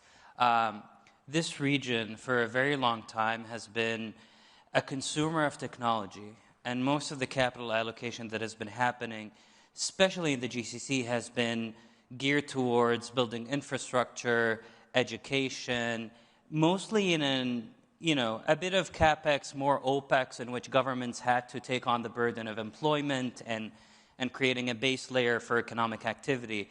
But I think what's happening now is completely different, and you can see this very intensely happening in places like here in the UAE and in Saudi Arabia, where the push for modernization is very synonymous with private sector empowerment, innovation-driven economies, and outsourcing of this value creation game back to the private sector, where the government becomes an enabler. Now, what this means is there are various efforts across these governments to unlock capital and reallocate that capital towards more sustainable business models that are private sector driven. Now, where this is happening extremely intensely is in the technology sphere, and we're seeing this. Probably, if you look at the last few decades of the GCC, there was never a time in which two very large, extremely sizable economies are explicitly saying, this is my bet on the future. I want AI and the next wave of technologies to be not only consumed here and pioneered here from a use case point of view, but also to be built here and localized here. And this is a completely new narrative. Now, for us as investors, when we look at this, we get really excited because what this means is more of this capital is going to be localized and hopefully compounded within our own geographies. Gone are the days in which governments of the 90s and the 80s used to look at whatever we called technology in the day, whether it was the World Wide Web or later the mobile internet or now AI, those governments did not look at this or these technology flows as sovereign and critical questions to deal with and understand and localize. The governments of today in the GCC are seeing these as essential, as existential, as sovereign. And I think that's one big piece of what's going on. Now, when we look at the landscape, technology investment and venture capital investment in the GCC has been growing exponentially. Value creation in this space has been proven. $30 billion of technology venture-backed companies were created in the Middle East in the last 5 years. So it's happening, right? But now looking at the quantum, we're very, very far from where we need to be. If you normalize tech and VC investments by GDP of our markets in the GCC, we're among the lowest in the world still, surprisingly, right? Despite all the momentum you see. We need to not only 2x or 3x or 5x the quantum of VC and tech investment in our regions in the GCC to get to global benchmarks. We're probably looking at a minimum of 10x the size for us to be globally relevant on a healthy benchmark. So I'll leave it at that, and happy to dig deeper later. Okay, good stuff. We've got about 10 minutes left. Thank you very much indeed to everyone who sent in questions via Slido. We will get to those, but a couple of brief follow-up questions from me, if I may. Dr. Manna, in terms of capital flowing into NEOM, you gave me a number earlier, 60 billion Saudi riyals. Briefly, where is that money going? Simply to develop a lot of private sector opportunities that we're looking at. So NEOM, as you today in the current stage that we're in today, there is a lot of infrastructure development. And 60 billion is the number that we were able to attract from the private sector. That's primarily on a number of projects. The first one is the NEOM Green Hydrogen project that was announced a few years ago, and it is going to start operating in 2027, producing at least 600 tons of hydrogen on a daily basis. The second one is the NEOM Logistic Company, which is a joint venture with DSV, which is one of the global logistic providers globally. That's around 39 billion Saudi riyal. And then there is a couple of infrastructure related to hotels and data centers and so on. So the private sector is very interested. The private sector is very hungry and want to play a major role in the development of NEOM. Previously, when you used to look at infrastructure, it used to be primarily a government-led. They used to do it. And private sector used to shy away from participating in infrastructure development or some project related to it. And that was primarily due to many reasons. They were not very visible. We didn't have maturity of the entire infrastructure project. But today you have developed a platform where the system is more mature. Public-private partnership became a major area of focus for both the private sector and the government to partner together and to move forward. This was enabled by creating more visibility about the opportunities, having flexibility around the structures that you're developing, creating the right regulatory framework, the flow of capital, and more importantly, the maturity and the growth of the local investors in our part of the world. They're really today among the top players globally in the sophistication and the capability that you're able to deliver. And when we think of the growth of where are we heading, the growth is not going to be limited to one sector. Like, it's going to be energy, it's going to be real estate, it's going to be hospitality. It is going to be across the board in every sector. It's going to grow in different parameters. But what's interesting is actually the intersection between each of these sectors and how AI will play a role to actually make sure we present what is the future of this industry going forward. Well, if we look at capital flowing into this region, you say there's not enough VC, and I take your point. But Google has recently invested in an AI fund. In your AI fund, of course, you spent many years working at Google. Very briefly, talk to me essentially why they wanted to. What was their motivation? So we're privileged to have Google as an anchor investor in our AI fund, and we look forward to working with them very deeply on creating value and synergies across the portfolio. I think what will drive many technology companies, especially global techs, to look at this region very seriously and compound their investments here is the fact that the region is actually already taking very bold steps and very significant commitments toward building an infrastructure layer for AI, towards building models that are sovereign and proprietary, and are opening up these assets in a way where they want entrepreneurs and the right partners to come and build on top of these layers of infra, use cases and applications that are very region-specific. And that's the thesis we're driving in our fund. We believe that these double-digit billions and billions of dollars that are going in data centers, infrastructure, energy, and all the adjacent industries around infra, and over and above the models that come on these infrastructure technologies are going to unlock $18 to $20 billion of value in the Middle East over the next 5 years in AI applications. So the thesis is very simple. These regions, our part of the world, is going to invest heavily in these hard layers, and the private sector and entrepreneurs are going to look at sectors and use case by use case of how to monetize and how to go to the market with very clear value propositions. Now, the scarce resource in a lot of these plays, and I think people tend to underestimate in AI, because we hear the hype and the buzzwords, but our view is the scarce resource is really data. A lot of these models, a lot of these applications are going to utilize proprietary data to become better and closer to the user. And the unfair advantage we have here in the GCC is that these data repositories are consolidated, centralized, top-down driven by government agencies. And these government agencies are extremely agile and open enough to allow that centralization and consolidation to be access to these private agents who are going to create value on top of it. So that's the thesis. And I think you're going to see more and more top-down reimagination exercises happening in sectors like education, healthcare, defense, et cetera, and so on and so forth, that actually map to the biggest budget items on any of these national budgets in each of these geographies being tackled by AI. We've got lots of questions. Thank you very much indeed for those coming in on Slido. Here's one. Dr. Manar, your perspective on this. What differentiates Saudi Arabia and the wider GCC in attracting long-term foreign investment versus short-term opportunistic capital? And as you and I were chatting earlier, it's very long-term capital that you're looking for at NEOM, isn't it? Indeed, indeed. And that's a great question. Simply when you look at our region, we're really differentiated by two main factors.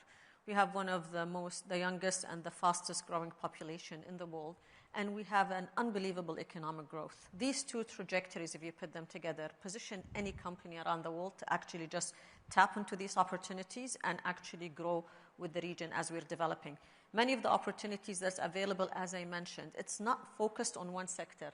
The diversification of opportunity across the pool is unbelievable. If you're in infrastructure, if you're in tech and digital, if you're in energy, if you're in logistics, you're in robotics, anything is available. And it will be enabled by these two things. The growing population. Today, the region, 70% is below the age of 30. An unbelievable hunger of these new talent to actually excel, go into the market, and deliver the most that they can. And the growth that you're seeing and the diversification you're seeing in the economy in the GCC and Saudi particularly is, frankly honest, is astonishing and second to none. If you remember when we announced Vision 2030, many people were very skeptical. Many people. And I would say I was one of them. But look, where are we today? We're not even in 2030. We're halfway through. We're in 2025, and we've achieved most, and we even exceeded most of the goals that we've announced for 2030. And that just tells you the potential that we have in this part of the world. Thank you very much indeed. And I think actually you've half answered one of our other questions, which is what are the main industries that are receiving new FDI or PPP capital funding? And you mentioned it's across a range of industries. Abdul Rahman, to you, what's your view on the next 3 to 5 years of Gulf outbound capital? Will it remain concentrated in US tech and infrastructure or pivot towards Asia and Africa? Now, I know most of your investments are within this region, but what's your perspective on those capital flows? It's a great question. It's really hard to predict, but I'll tell you a number of dynamics and guiding principles that are happening in tech that might guide that flow. One, the balkanization and polarization of tech is real. Countries are building very deep hedge layers for their data and for their models and their technologies to be local. And I think this will drive them to think of allies and partners across the world who want to build and co-build with them and localize with them within their geographies. Now, one can hypothesize whether the East or the West is going to be open to such models. I think it's fairly easy to guess. Number two, I think you're going to see on a macro level, I think a lot of tech deployment from these GCC countries to actually flow inward within their own geographies, with those alliances built for that deployment to actually take place within their own countries. And we're seeing bits and pieces of this. Concepts of JVs, concepts of getting teams from the West or the East to build within your own local ground and on your soil is a model that is evolving very rapidly in some of our geographies. I think the second thing is also a lot of the GCC countries, especially Saudi and the UAE, are signaling to the world their readiness to become hotbeds of innovation and application layers for really extreme technologies that require regulatory changes. And I think that will drive a lot of capital into these bleeding-edge emerging technology companies to actually still reside and compound here. So to answer this question in a nutshell, I think you're going to see a shift towards more localization.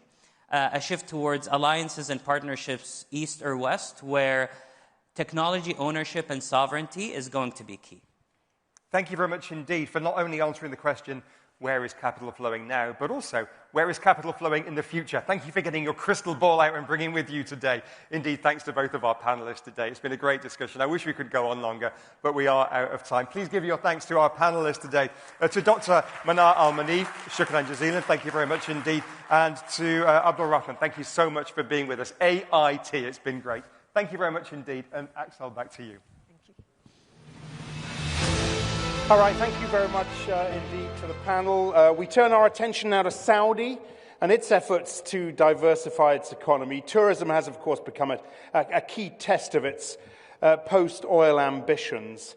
Can the kingdom redefine its global identity through tourism? Please welcome the Group CEO of Red Sea Global, John Pagano. He will be in conversation with Nazanin Moshiri. Excited about this chat because I get to talk about tourism and hotels. Great. And I love it. So we're talking about beyond oil in Saudi Arabia and redefining global tourism. I'm really pleased to have Red Sea Global Group CEO John Pagano here on the stage with me. And we were just chatting, actually, behind the scenes about, you know, what does it actually mean? What is beyond oil for Saudi Arabia? How fast is tourism actually growing? And how is it reshaping the kingdom's identity? Well, thank you for having me, and it's my pleasure to be here. So tourism, so beyond oil, very important subject today globally and in particular in Saudi. Tourism has always been a very important economic sector. It represented over 10% of global GDP. It does represent over 10%. And when I first arrived in Saudi Arabia at the beginning of 2018, it represented around 3.4%. I think we've doubled the contribution tourism makes towards the economy. It's up around 7% today. And so that means we still have room to get to the 10% global average. I think we could possibly even go beyond that. And the tourism aspect of this is not just simply building hotels and attracting more visitors. It's about opening up the country. It's a societal change that is taking place under the leadership of His Royal Highness in his Vision 2030 agenda. And we're a big part of that, and we're delighted to do so. Yeah, and just how do you fit in as Red Sea Global Group? How do you fit into this sort of reshaping of the kingdom's identity? Well, I'm proud to say we were born out of Vision 2030. We were one of the first of the 3 giga projects that were announced. We had NEOM, we had Qiddiya, and then Red Sea. Just can you explain what the giga projects are for people listening or watching who may not understand? So people have heard of mega projects.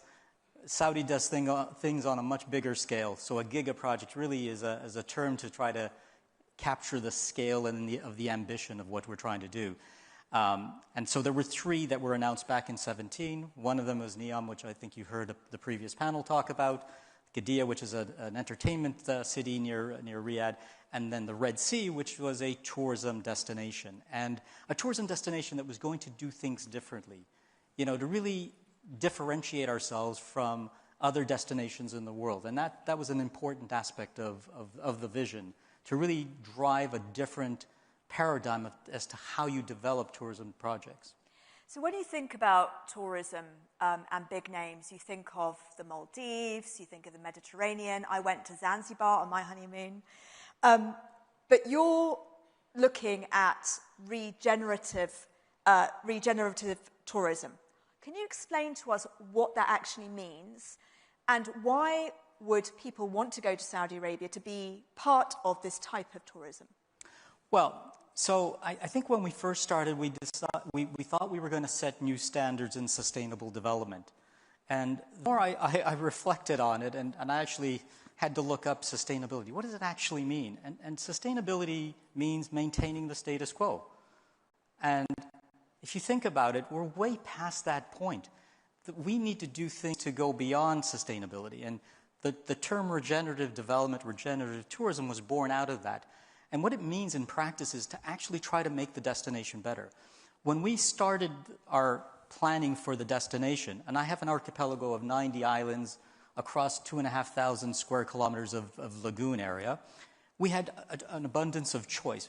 But what we said was, we were inspired by nature, but we were led by science. We did a lot of scientific background work, baseline surveys, et cetera, to figure out where to develop and where not to develop. And, we made choices that were led by nature, not by commercial. So I had a beautiful island I could have developed, and we chose not to develop it in the end because it was a favored nesting site of a critically endangered species, the hawksbill sea turtle. So it's making choices that put nature at the forefront. And I often say that nature is our most valuable asset, and I think the UN is now starting to recognize that too. Just to let you know, audience, you can ask questions on the app slide. There's also a QR code. You can go on and just click on it and ask any questions that you may have of John. So, as you said there, a lot of people do talk about climate and sustainability. A lot of businesses here talk about it. But what does it actually mean practically on the ground? Because you are building these cutting-edge hotels, but you're trying to also think about being sensitive to your environment too. No, without a doubt. Again, sustainability, regeneration, forefront of everything that we do and guides our thinking. So let me give you some things that are practical examples. So it's not just paying lip service or greenwashing, as some people might say. We've built the largest tourism destination in the world to date, 100% powered by the sun 24 hours a day. Now, we're not innovating, we're not doing something that doesn't exist, but nobody has had the will to do it on this scale. Power by sun, batteries to store it by day so that we can consume that power at night. We're seeking to enhance our habitats. We're growing 50 million mangrove trees. Mangroves are an amazing plant. They not only protect the islands from erosion and sea level rise, they sequester carbon at a multiple of the same area that a tree would. So trees on land would sequester 1 unit. Mangroves will sequester anywhere between 4 and 10 times that. So they're very good from a carbon sequestration point of view. Corals. We're blessed with thriving coral reefs in the Red Sea. Yet they're under risk and threat. We're not taking any chances, so we're investing heavily on growing coral. We have our own coral generation labs. We grow through fragmentation, through recreating the spawning cycle that corals do on an annual basis. We can do it multiple times throughout the year. So it's taking all of these necessary steps to protect our future. It's also building responsibly. When we build, we take every precaution that you can. So, for example, if we're in the islands and working in and around the sea, we have monitoring buoys that are monitoring the parameters in the sea. If we see turbidity level getting too high, we stop the works so that we don't create any issues with regards to the marine life. So we do have some questions from the audience. Before we go to those questions, I wanted to ask you, okay, when I look at your resorts, I think luxury, I think actually beyond my paycheck at least. But how are you going to then attract enough tourists to sort of boost what you're saying, which is this kind of moving away from oil for Saudi Arabia? So I think, and again, apologies, we opened up our most expensive resorts first, but that's not the end game.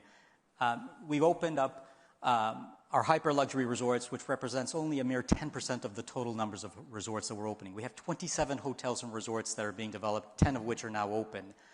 When we open up the remaining hotels, which are happening between now and the early part of next year, we broaden our spectrum to an entry level of $500 room nights, which is still expensive but is much more accessible. So we're very conscious of the fact that the broader market is more middle class and can't afford the hyper-luxury product, and we're certainly not leaving that segment behind. It's very important to us. Amazing. I might be going back there for my second honeymoon. Possibly. But let's go to some of the questions we have. Sort of a really interesting one there. What level of private and foreign capital do you expect in Red Sea global projects going forward? So, we already have foreign investment taking place in the destination. Now, when you think of a project of this nature in this place, it needed a stimulus from the government make it happen. And that's why the Public Investment Fund is our principal shareholder and has allowed us to do the things that we've done. But for example, our utilities infrastructure, which I described in terms of the renewable energy, that was a private-public partnership, and it involved a consortium of foreign investors. We have, on the Red Sea, we have Chinese companies as well as Saudi companies investing in the infrastructure for which they'll sign up. We've signed a concession agreement for the next 25 years. At Amala, which is our other project, it's a consortium led between EDF and Masdar from the UAE, with money from Korea, with money from France. And so, again, we're already attracting foreign investment. And now, as we've developed and have effectively got a proof of concept, it's much easier for investors now to think seriously about the opportunities that exist in Saudi Arabia. It's a huge growth area for Saudi Arabia because of the limited infrastructure, if you will, in that tourism and leisure hospitality space, and there's great opportunities for investors from all over. And let's quickly talk about the infrastructure. Do you have the infrastructure to move beyond oil and create this great tourism hub that you're talking about? Well, the Saudi Arabia is committed to spend, I think, $800 billion between now and 2030 on developing hospitality infrastructure. So the infrastructure is being built. By this middle of next year latest, we will have 4,500 hotel rooms at the Red Sea and Amala projects alone. And there's more coming. We've got Riyadh is developing hospitality offers. So the infrastructure is now gathering pace. It's been several years in the making, so we're now at the end state where we're actually delivering it, and we'll be able to accommodate. And that's going to be more flights. Then how can you be more sustainable then? Of course, flights is very important, and that's the conundrum from a sustainability point of view, but I'm proud to say we were the first airport in Saudi Arabia to actually bring sustainable aviation fuel. It's an important way to mitigate some of the effects of travel. We need more government support, not just domestically, but globally, to encourage more people to develop capacity in sustainable aviation fuels. And it ultimately is going to come down to subsidies until such time as the capacity brings the unit price down so it is comparable to conventional jet aviation fuel. There's another question there, which I guess sort of leads us into sort of looking ahead. And I know I'm asking you to look inside a crystal ball, and it's not easy to do that. But what would you say are the risks that could potentially derail the tourism's trajectory, and how are you mitigating those risks? There are some risks in the question, but it'd be good to hear from you. Potentially, where could you see some challenges ahead? Well, look, any business is subject to risks that are beyond their control. Geopolitical risks obviously is foremost in everybody's mind, but I think the region is changing, and it's changing dramatically, and it's changing for the good. Notwithstanding the recent troubles in Gaza, and we all hope that is finally settling and will be the end of it. What we're doing in Saudi Arabia is it's a very safe country. People feel safe. High celebrities feel comfortable in this space more so than they do in Europe. If you live in London, you can't walk the streets anymore without fearing that somebody's going to steal your watch or mug you. The world is changing, but I think Saudi Arabia and the Middle East, generally, I think is a much safer place than other parts of the world. And what does the future hold for your group in terms of your growth and where you're looking at potentially for expanding? Well, so today, as I said, we have 27 resorts and hotels which we're opening, and that's our main focus. But the end game for Red Sea and Amala projects is 80 resorts. We have 50 at Red Sea, another 30 at Amala. But I also have projects up and down the whole west coast of Saudi Arabia that are currently in various stages of design and competitions and so on.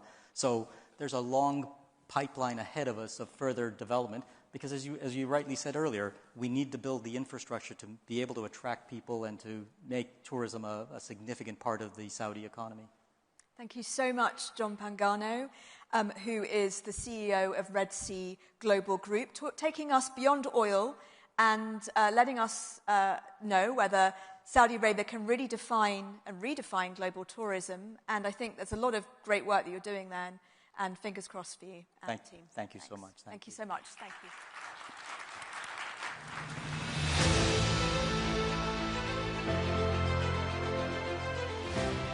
Thank you to John and to Nazanin. Look, one more session before we take a coffee break, a much-needed coffee break, I'm sure. We haven't really talked about the consumer, about how quickly consumer behavior is changing with trends like wellness, instant delivery, and AI reshaping industries, and how, of course, companies need to adapt to and position themselves for this fast-changing consumer context.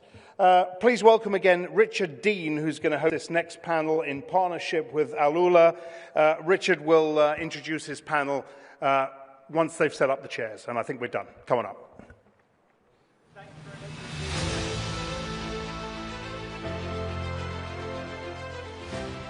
So we're looking at changing consumer behavior, but not just what it's changing from and to, but what is the playbook? How do companies adapt to that? We've got a diverse panel joining us on stage today, and here they come. So I shall introduce them in turn. First of all, to my direct left, we have the chairwoman of Landmark Group, Renuka Jagtiani, 30 years spearheading the Landmark Group's growth strategy. I think it's fair to say an icon within the regional, indeed the global retail landscape.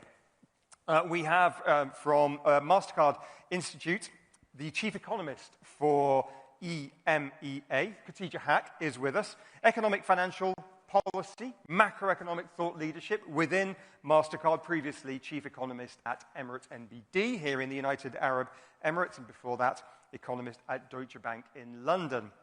We have got from PepsiCo, delighted to have with us the general manager for the MENA PAC region. We've got Ahmed El Sheikh, who's with us, 30 years of experience in this industry, a couple of those with PepsiCo, most recently in India and now in this region.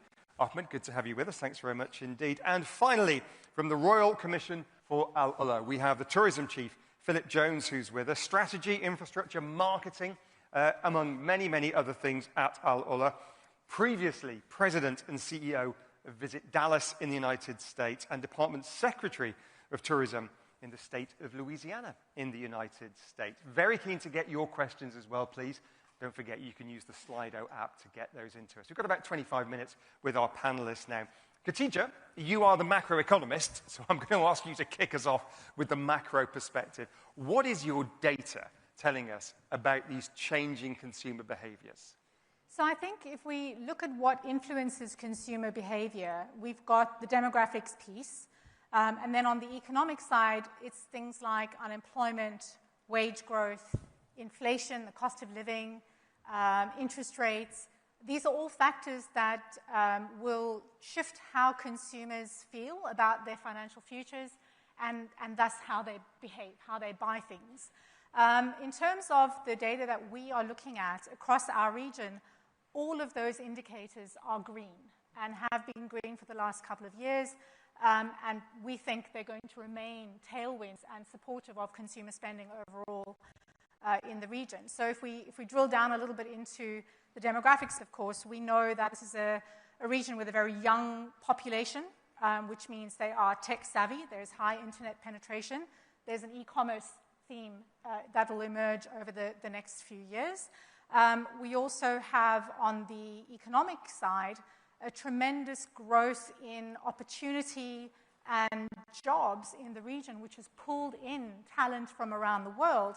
And I think what we are seeing is that if we compare the kinds of people that are moving to the region now compared to a decade ago, it's a very different profile. We're looking, if we consider the strategic areas that the governments are pushing growth and innovation, it's technology, it's financial services, it's data centers. These all require highly skilled talent. And so that is the profile of people that are now moving to the region, which means they're more likely to be bringing their families with them. It means they're more likely to be spending in country rather than remitting most of their income abroad. And their expectations around the goods and services that they want to consume are also different. And so businesses have to adapt to that changing demand. In terms of the economic indicators, record low unemployment in the region, Wage growth is a little bit of a yellow light, perhaps, rather than a green one, because we have such a lot of demand for people looking to move to the region that it really is an employer's market. And so wage growth hasn't really necessarily risen as quickly as it has in other parts of the world. So we are seeing some constraints on budgets in certain segments of the population. But, interest rates are falling. That's a tailwind. The cost of living is rising again in certain areas, perhaps more than others. The headline inflation rates are quite low, 2%. But within that, we know housing costs are rising very sharply. We know education costs are rising perhaps more quickly than the headline. So again, consumers are needing to make some trade-offs. But overall, it's a fairly benign environment for consumers going forward. Khadija, thank you very much indeed. Renuka, if I can turn to you, you have at Landmark Group millions of consumers across this region, so you have your finger on the pulse. If you can summarize how you've seen consumer behavior change over the decades that you've been with Landmark Group. So we've seen it constantly change, but I think the changes we see in the last few years, and not just in the last decade, but if you take COVID and post-COVID, it's been huge. It is a younger population. It is a more connected population, digitally connected, much more demanding, much more aware, and really understand what they want to spend on and how they will spend their wallet. Because that wallet share has shifted hugely. So what they spent on before may not be the way they spend today. They are far more careful to make it go further. In certain things, they want a brand. In certain things, they want more value. But the definition of value for them has changed because of various things. There's inflation, there is global pressures, there is, economic conditions. Though they're great, there is uncertainty. And people today are feeling that, so they're careful how they spend.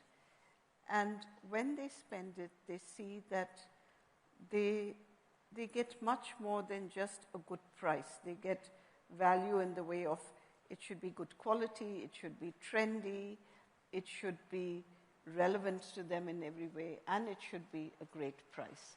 And they have so many options today that makes a huge difference. Well, we'll talk about what the playbook is for satisfying those demands shortly. If I can get the perspective from PepsiCo, again, from your perspective, the changing consumer behavior globally, and I'm sure in many ways consumers in this region are the same, but also some of the subtleties and nuances. Because you've only been here a year in this job. This is not your first rodeo in the Middle East, is it? Very good question, Richard. Let me build on what Khadija just said. The macros are all green. The landscape are amazing. We are bullish about the future, bullish about the growth, and we believe that there is huge opportunity for growth. Consumer living in this environment as we speak right now, he used to have something or something. Now they are talking about and. I want global brand and I want high value. I want global brand and I want local relevance and local flavor. I'm proud of my heritage. I'm proud of the taste of the country which I'm coming from. So how to balance the corporate strategy in order to deliver in the expectation of the consumer right now is based on 3 dimensions. Localizing R&D, localizing talent, and local sourcing and supply chain. So, thank you very much indeed. Very keen to get the perspective from Al-Ula. Philip Jones, a slightly different proposition to the Landmark Group and to Pepsi. Millions of customers. You're not targeting millions of customers. More niche, but you've done a lot of research on changing attitudes and behaviors. So give us your perspective on this. I would say the research we've done, we had 26,000 surveys done, and we really were trying to understand what is motivating visitors to visit a particular destination. And what we learned from an Alula perspective was that 70% of the visitors who are coming to Alula, who want to come to Alula, are looking for an experience. It's much more about immersing themselves into the destination, learning about it, and leaving with something valuable when they take it back to their homes or their families. The other thing that we learned is 65% are interested in arts and cultural activities. And so that works well for us because we're investing in a huge amount of investment in museums and other arts assets as well. And then the third thing we learned was about 46% were looking for wellness. And so, again, everyone's looking for an experience. They're not looking just to check the box. They want to go to a destination and learn something and feel like they're making a contribution. And Alula, because of its unique setting, 7,000 years of history in this beautiful, magical place, it lends itself to that type of experience. But again, we're not looking for mass tourism. We host 300,000 visitors this year, but they're spending more per capita than probably any of the others spend in the region because the experience they have is one of a kind and can't be found anywhere else. And Khatija, you say your data bears that out, this thirst for experiences, particularly among relatively affluent consumers in this region. Correct. Yeah. Yeah, so, I mean, the research that we've done absolutely echoes what Philip has just said. When we look at global trends, particularly post-pandemic, we've seen that when people travel, they are prioritizing experiences over things. And so when they go somewhere new, they're willing to spend more of their wallet on dining, for example, than they do on, buying apparel or even on their hotel bills. They're looking for the experience, there's a reason why people travel. And the travel report we did in May of this year, we looked at 3 different motivations for why people travel. One that came out was wellness. That's absolutely a reason that people will plan a trip, is to go somewhere where they can spend some time focused on their wellness and their holistic mental health or relaxation. People also travel for nature, so they want to go to destinations where they can immerse themselves in a natural environment. And then some people will travel for food, for culinary experiences. They want a wide range of dining options. They want to try different cuisines. They want to experience the local cuisine of the area that they're going to. And so all of these things are top of mind when consumers are planning their travel.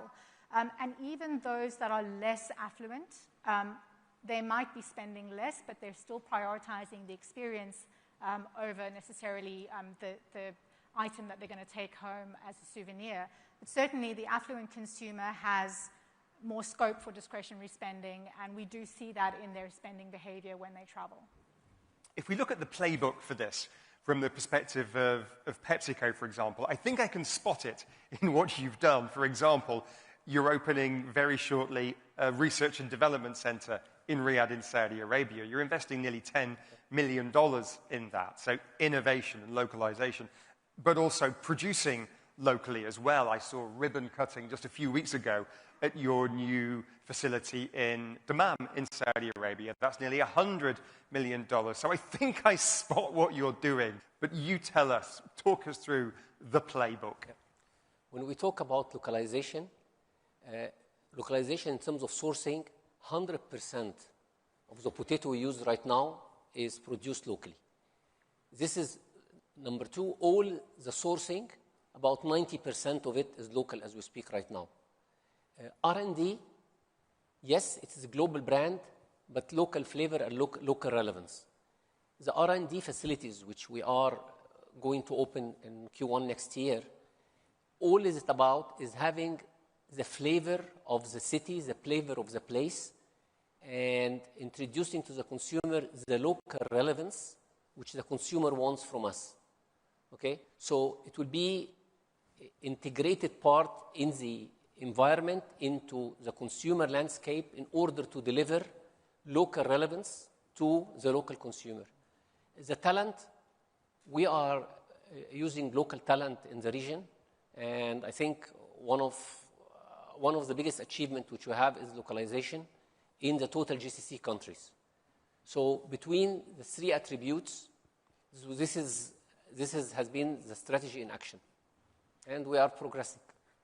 We're getting quite a few questions in. I will get to those very shortly. Do please keep your messages coming, your questions coming in on Slido. But Renuka Jaitiani, if I can turn to you, taking all this that we've heard and your observations about changing consumer behavior, I'm wondering what that means for legacy powerhouse brands like yours, like Baby Shop, like Centrepoint, and others that are genuinely icons in this region, particularly for those of us who've been here a long time. But what's the playbook for those legacy brands? So it's interesting. Firstly, we don't look at our brands as legacy brands. Centrepoint is about 20 years old today, 2005. So for us, these are brands which are constantly evolving. And I think to us, legacy is only as good as how it evolves, how it stays relevant. And that's really always what we would focus on. And its relevance to consumer, its relevance with product, with the experience of the store. So we're constantly investing in our stores, in supply chain, in e-commerce, to stay on with the consumer and to be relevant, because today that is a very fast-moving pace. So it also means that you bring in new brands, you bring in new experiences. So if we started our grocery with Viva, it was because we felt that that bit of value was missing in our portfolio, to really do grocery at... Nobody really had done own-label grocery in the way we did it, you know. So it doesn't mean that... So it meant that we wanted to be in every category which is relevant to the consumer, be it fashion, be it home, be it electronics and grocery. So for us, it is about the consumer and staying relevant. Be it a legacy brand, has to be as relevant. It's in fact more difficult because there is that emotional connect. And so you have a greater responsibility to get it right, because there is an emotion attached to it from our side and the consumer. So you have to work even harder to get that relevance right. I know Khadija and I were joking earlier on before we came on stage, reminiscing about Baby Shop and buying those machines where you sanitize the baby's bottles. It was a very long time ago. And thank God for it. But there is an emotional attachment there. And if I can follow on from that, you touched on logistics there and the supply chain. I mean, that's really important.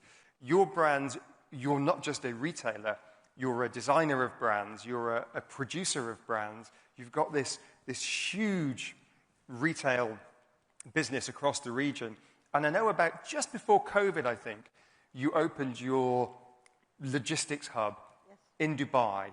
And it's a behemoth, by some measures, the largest in the region. Explain the challenge of supply chain and how a facility like that fits into it.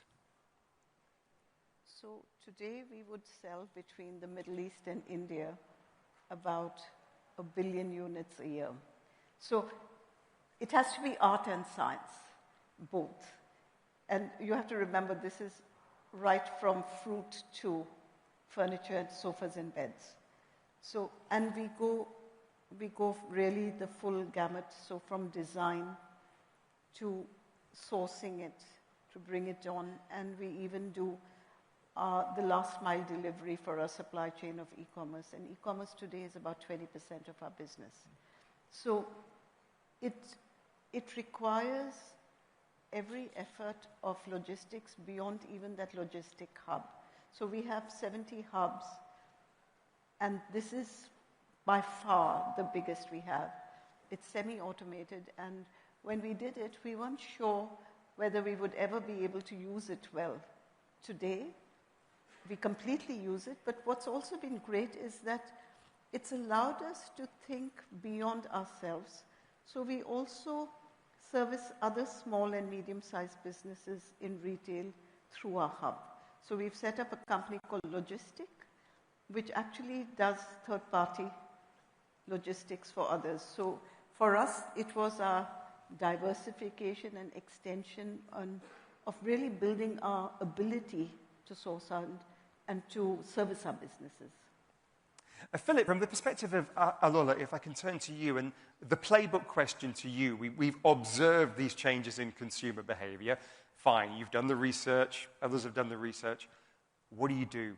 what is the playbook? What did you learn in Dallas, for example, and what best practice are you implementing at Alula, or what are you doing differently? So I think what lessons we've learned through the years, not just in Dallas, but in the tourism industry in general, is there's changing consumer behavior. And so you have to adapt to that changing consumer behavior. But also, in the case of Alula, we really wanted to be authentic. I mean, we love Dubai, it's great, but we're not Dubai. When you come to Alula, you're getting a completely different experience. And so what we've tried to do is be true to who we are as a destination, build on the heritage, build on the culture, invest in the arts, train up the locals for jobs in the industry so that they become part of the story that we love to tell. And then at the end of the day, the way we gauge success is, do visitors leave with a positive impression of the destination? And I've yet to meet a person who's come to Alula, and I have a couple who've been on the panel, and no one leaves going, it was all right. Everyone leaves going, oh my God, it was so amazing. I've traveled all over the world. There's nothing else like it, and there really isn't. And I think that's what sets us apart, and that's what keeps us special. And I think my message is, focus on your strengths and be who you are. Don't try and be something you're not, because certainly visitors can see through that very quickly. And I think that's one of the reasons we've been somewhat successful in Alula. I recommend it. You must do. It's a great, great, great trip, great experience. Thank you. Show of hands, who's been to Alula here?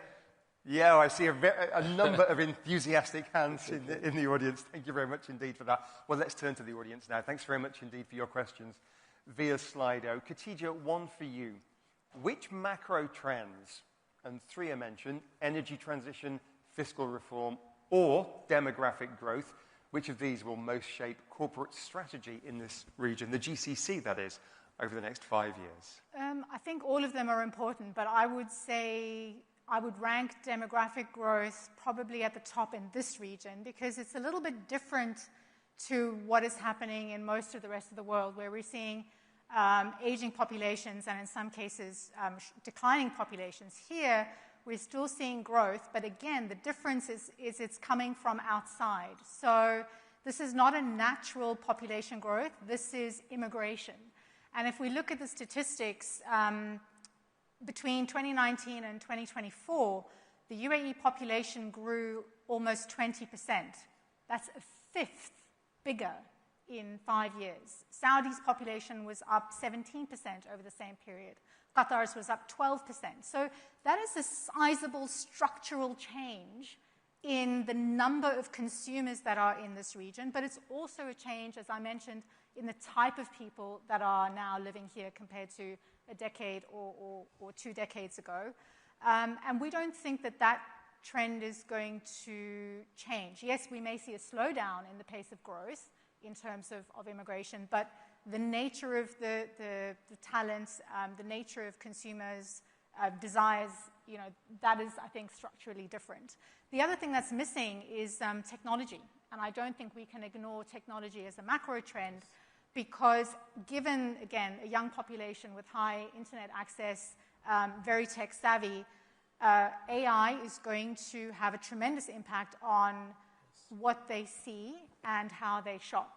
And businesses need to adapt and use that technology to better target the niches that they want to target and personalize a lot of the marketing and the experiences that consumers are going to have. Okay, Khatija, you've let the AI genie out of the bottle, the buzzword. So, Ahmed, I can see you nodding. Yes, you are perfectly right. I think if we spend time in the company between portfolio transformation, digital transformation is as important as portfolio transformation for us. Digital right now, you cannot live without, as we speak right now. If you take it from end to end in agri, which piece of land you are going to have irrigation, where we are going to take your crop first. If you go to supply chain, which machine you are going to have a maintenance for, and deciding preventive maintenance. If you go to the logistics, your trucks across the city, how you are maximizing your utilization, mileage spent.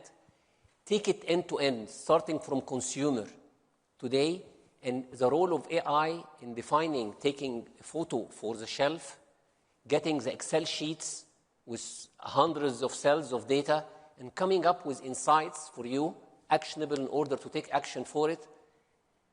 Without digital transformation, you are a company of the past, and right now, digital is the reality, and the ability of the companies to adapt with the new world. This is the real, either you are an analog company or a digital company. And there is no place for not to digitize. It's an essential.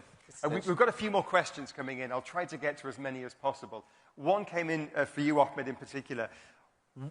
It's disappeared from my screen now, so I'm trying to remember it. But essentially it said, what local flavors have you developed here? And have any of them gone global in the way that Dubai chocolate has gone global? Okay, Kamoon ou Lamoon. But it is one of our local flavor, and we started to expand it, beyond the Middle East. Okay, but in some countries, but we need to do more job in this, and we need to develop. But there are some examples, yes. Thank you very much indeed. A question about Al Ula. What sets Al Ula apart from other destinations in the region and internationally? And in terms of a playbook, I think this is the most relevant part of the question. How do you connect with the modern traveler?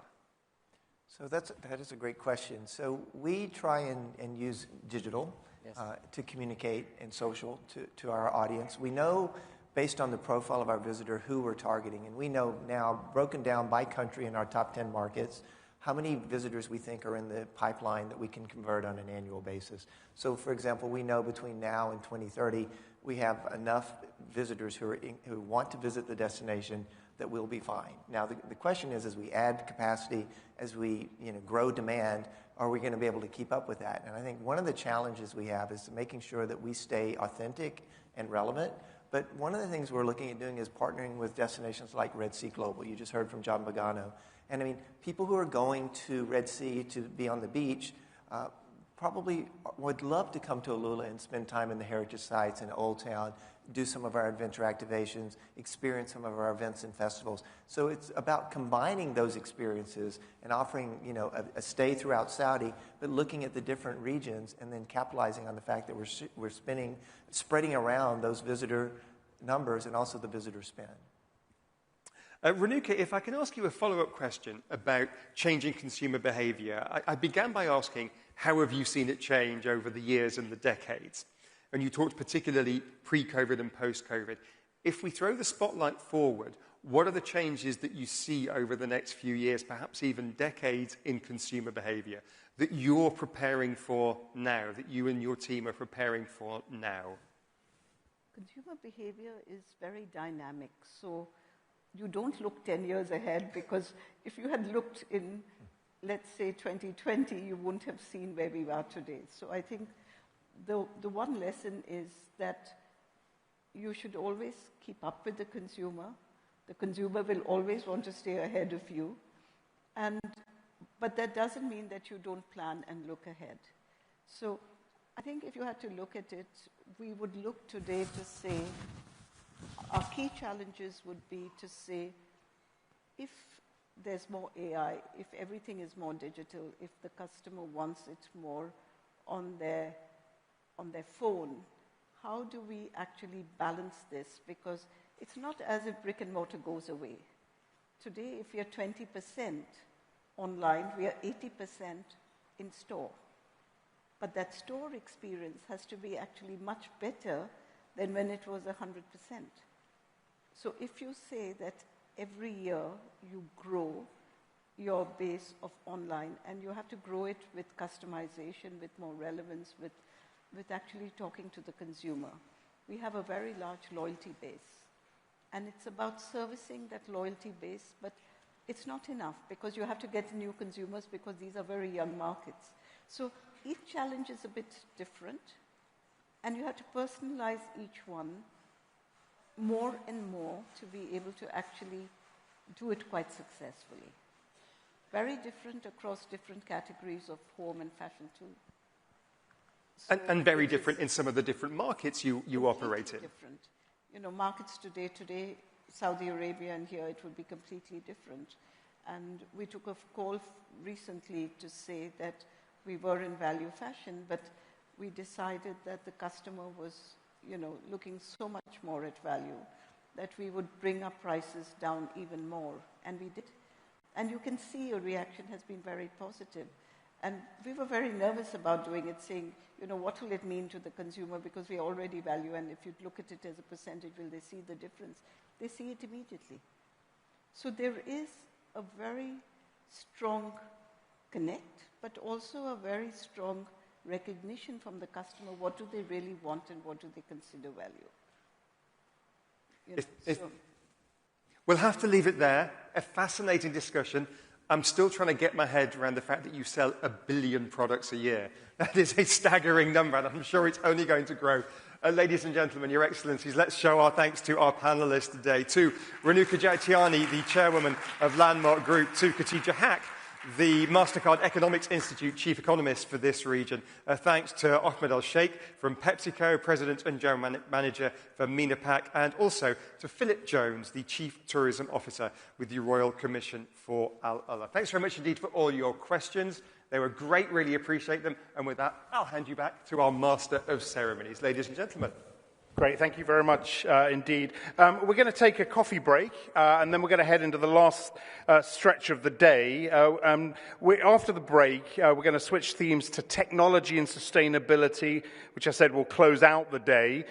Coffee's going to be served out there. If you could be back at 4:40. And if you are signed up for the Future of Global Health session, that starts right now on the Catalyst stage. That is the Future of Global Health session on the Catalyst stage at 4:10. Thanks very much indeed.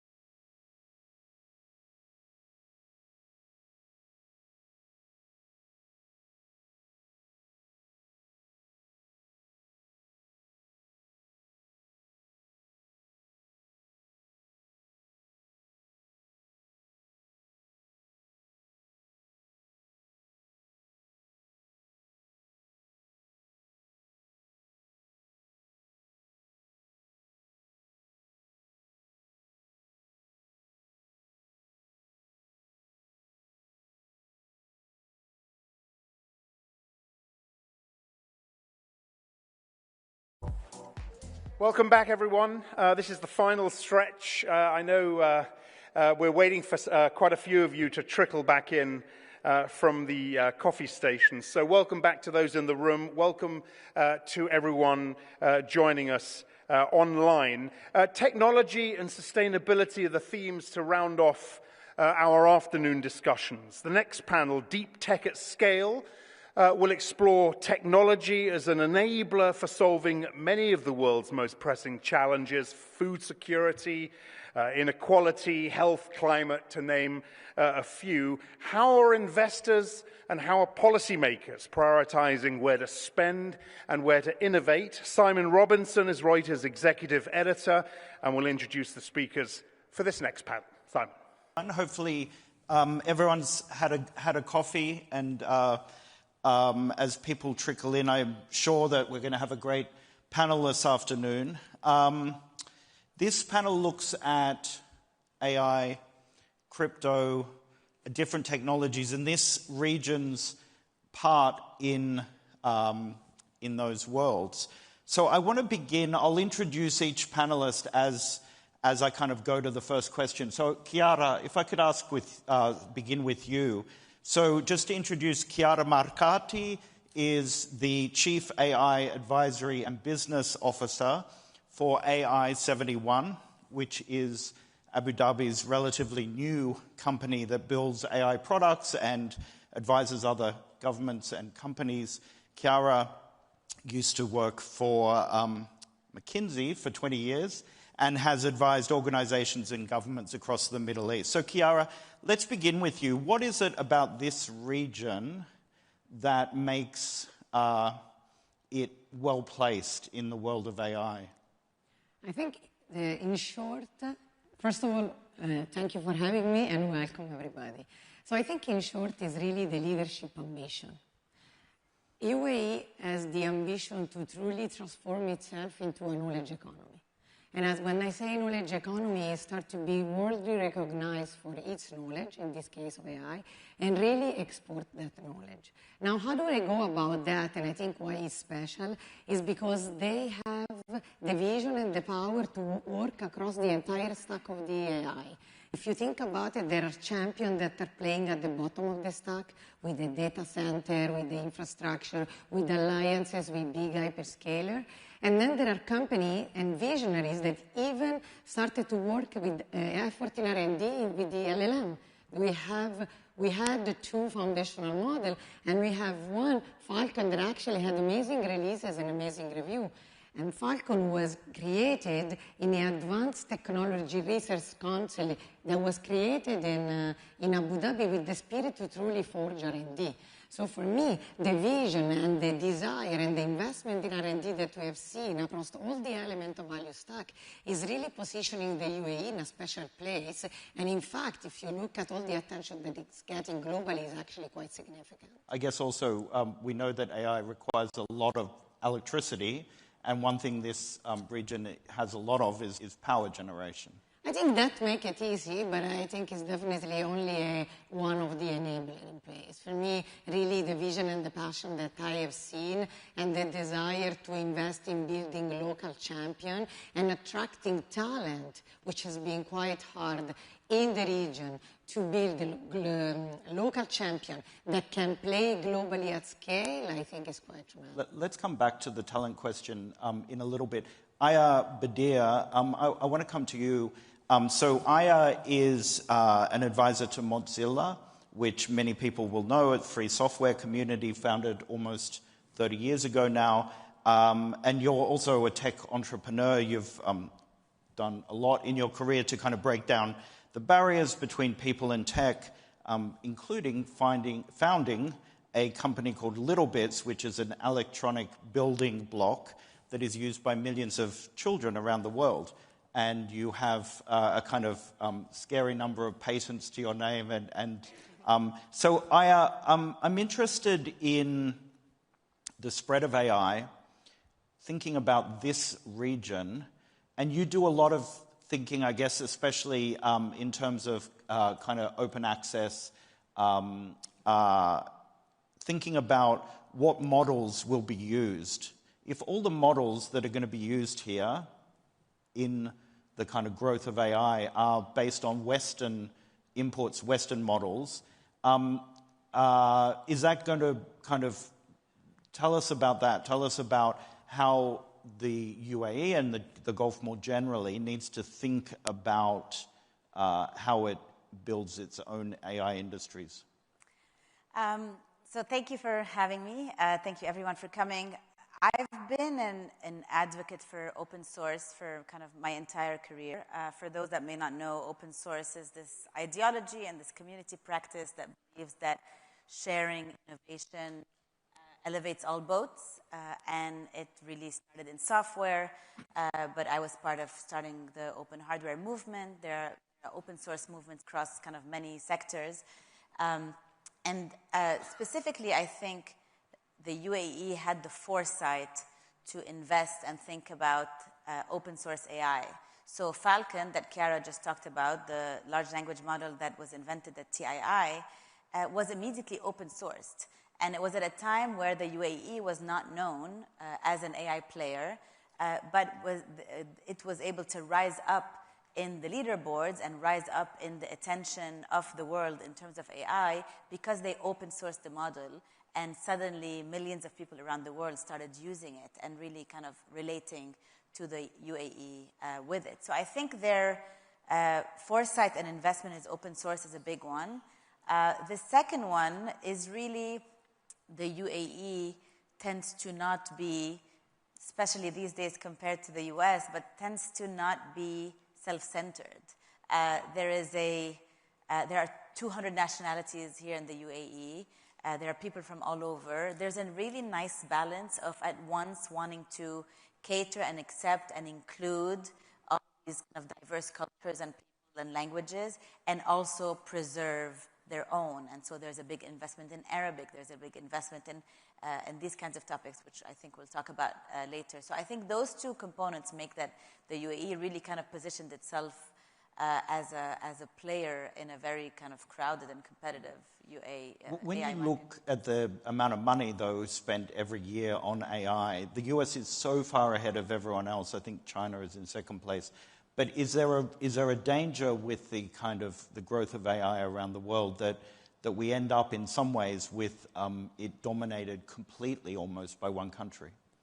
It's absolutely a concern, and it is a concern that we are living with right now. The majority of AI systems that we're using were made in the West, made in America. They have not only bias of language systems way of thinking, but also the epistemology of the way Western thinking, the scientific method and practices that follow. And so there are hosts of regions, countries, cultures around the world that have very, very rich cultures, ancestral cultures, like the Arab world, like the Latin world, like the Indian world, that are centuries of years old, but are not available on the internet or in books in the same ways. And so they're going to be left out of AI if something is not done about them. And so efforts that really focus on those are important. It's something that I'm personally extremely interested in, this idea of ancestral intelligence. Okay. Haiyang Ru, let's come to you. You're the CEO of Hashkey Exchange, which is a Hong Kong-based digital asset trading platform that serves both retail and institutional investors. And you've got a long history and experience in fintech, in strategy operations. You used to work for Ant Group's Alipay. I'd like to ask you a little bit about regulation in this part of the world. Your company is part of a bigger group, the Hashkey Group. You've only been around for 2 years, something like that? Our Hong Kong exchange is into operation for 2 years. Okay. But our whole group is about 8 years. Okay. We are still a young company, but we are licensed in Hong Kong, Singapore, Tokyo, and Dubai. We are the only group with all licenses in all onshore financial centers across Asia. So as you move into the Gulf, which is relatively new, What kind of regulatory framework do you face? What are the challenges around regulation? And you know, I should point out that mostly we're talking about cryptocurrency here. Mm-hmm. In terms of regulation or the regulators, I would say overall speaking, the regulators are open-minded, very accessible, and also business-friendly. However, we probably need more clarity regarding the regulations around the stable coins, around the equity tokens, around security tokens, and also the digital assets. Because across the whole region, different regulators have different sophistication levels. And we do notice that going forward, the cross-jurisdiction collaboration could be a challenge. So we are working with different regulators to have some kind of like a joint cooperation to push like into a more collaboration model. Because you know the essence of the business for the asset trading and the custody is all about scale effect. However, the regulators tend to be very fragmented. So that's the reason why we need more communications across the region to push into that direction. So a company like yours, Hong Kong-based, clearly connecting China to parts of the world, I assume including places like Africa, and you see this part of the world as a kind of key pathway to those other markets as well. Would your company like, for instance, a regulator that kind of regulates this market across the Gulf so that all the countries in the Gulf would get together? I know. That would be a slightly challenge, I guess. Right now, we are... Well, a challenge for the governments, but would you like it as a company? It's hard to say, frankly speaking. It's like a double-edged sword, right? It increases your convenience, but on the other hand, it also increases the communication costs to get everyone aligned, especially on the same table, bring people together. And right now, we are moving into Southeast Asia and into, Gulf area as well, to form the regional payment and investment network. We do see different levels of sophistication. So maybe I think the communication between the regulators is more important. They should have like a more frequent communications on routine basis regarding the asset custodians, regarding the money transfers, and also the money laundering services, and also these kind of activities around the crypto. That will be helpful to the companies to come into the play. Interesting. Chiara, coming back to you, AI71, which again is Abu Dhabi's company that is really going to push AI in this part of the world. It began And beyond. It began only about 2 years ago. And just stepping back for a second, we know in this part of the world that the history often of expansion into new industries is government-led. Governments will set up companies, we see it in the airline business and many, many others, set up businesses, often make them very successful, and then hope that private money comes in afterwards and grows that industry. That's a model that has worked often around this region. Is it a model that lends itself to the tech world and the AI world, given how quickly that industry is changing? Well, the reality is that most likely no, and that's why our shareholders and our, let's say, the fathers of the company decide to operate completely different. So if I talk about briefly of the history of AI71 as a representation of how they're thinking about that, is we were born a couple of years ago, and a few months ago we actually became fully private, because there is a belief that as a private company is the way to go into the tech. Probably soon, hopefully, why not looking for external funding, doing partnership, thinking about joint venture, and I think retaining that ability, I think, is fundamental. And I think if I think again about the AI71, this also gives us the ability to attract talent and to work with organization in a much different way. Like I'm having acting conversation with the company international that they they know and feel that they're talking with a private company that has a P&L, that has pressure in top line and bottom line like other, and they understand that their pressure are pushing me to deliver, and they know that they get high quality. In addition to that, this setup also allow us to truly attract real talent. Like, I think this is another big difference, the I-71 and the way the UAE is looking at the tech world versus the rest, is 80% of our people are actually imported from abroad. 80% of our people are tech engineer people. And this is, I think, is fundamentally different than the usual model that you were talking about that was used in more traditional sectors.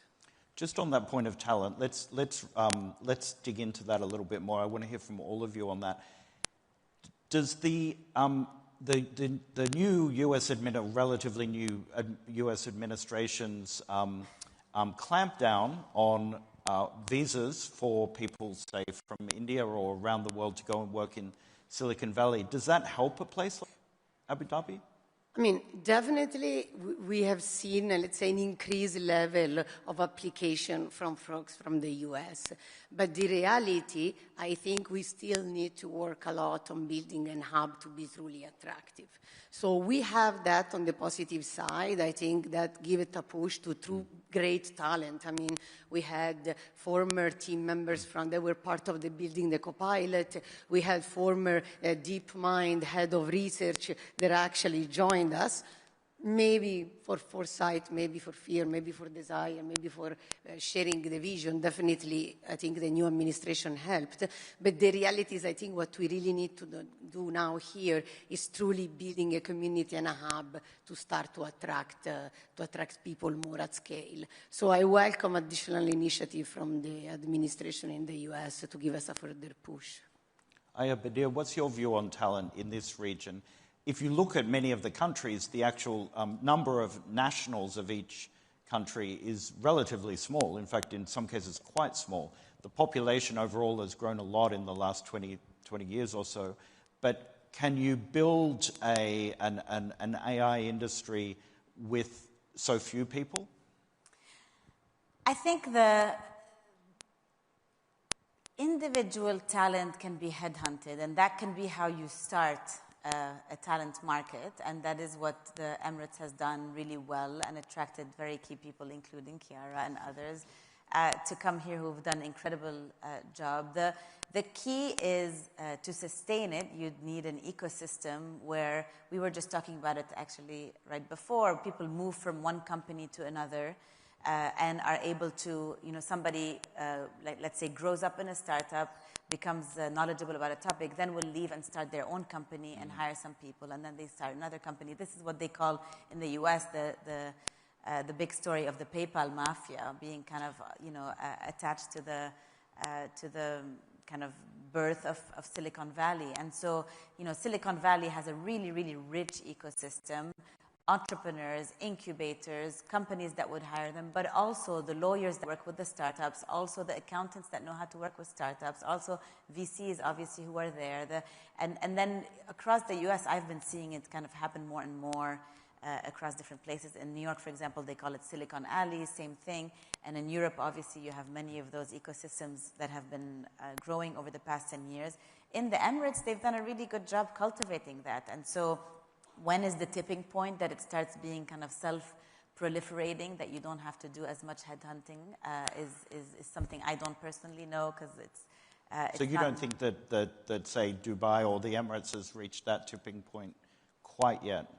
I think people are, for sure, they're reaching out. I've been coming to the Emirates for many years because I have connections here and I have family here, and I see a huge difference in how the ecosystem is growing, and it's really beautiful to see. And of course, the biggest kind of encouragement is more, startups growing, being successful, and kind of having success stories and a track record to attract others. I think the environment also in the US has become really difficult to live in. I've been in the US 20 years, and it'll be 20 years this year. It's hard to think. I'm originally from Beirut.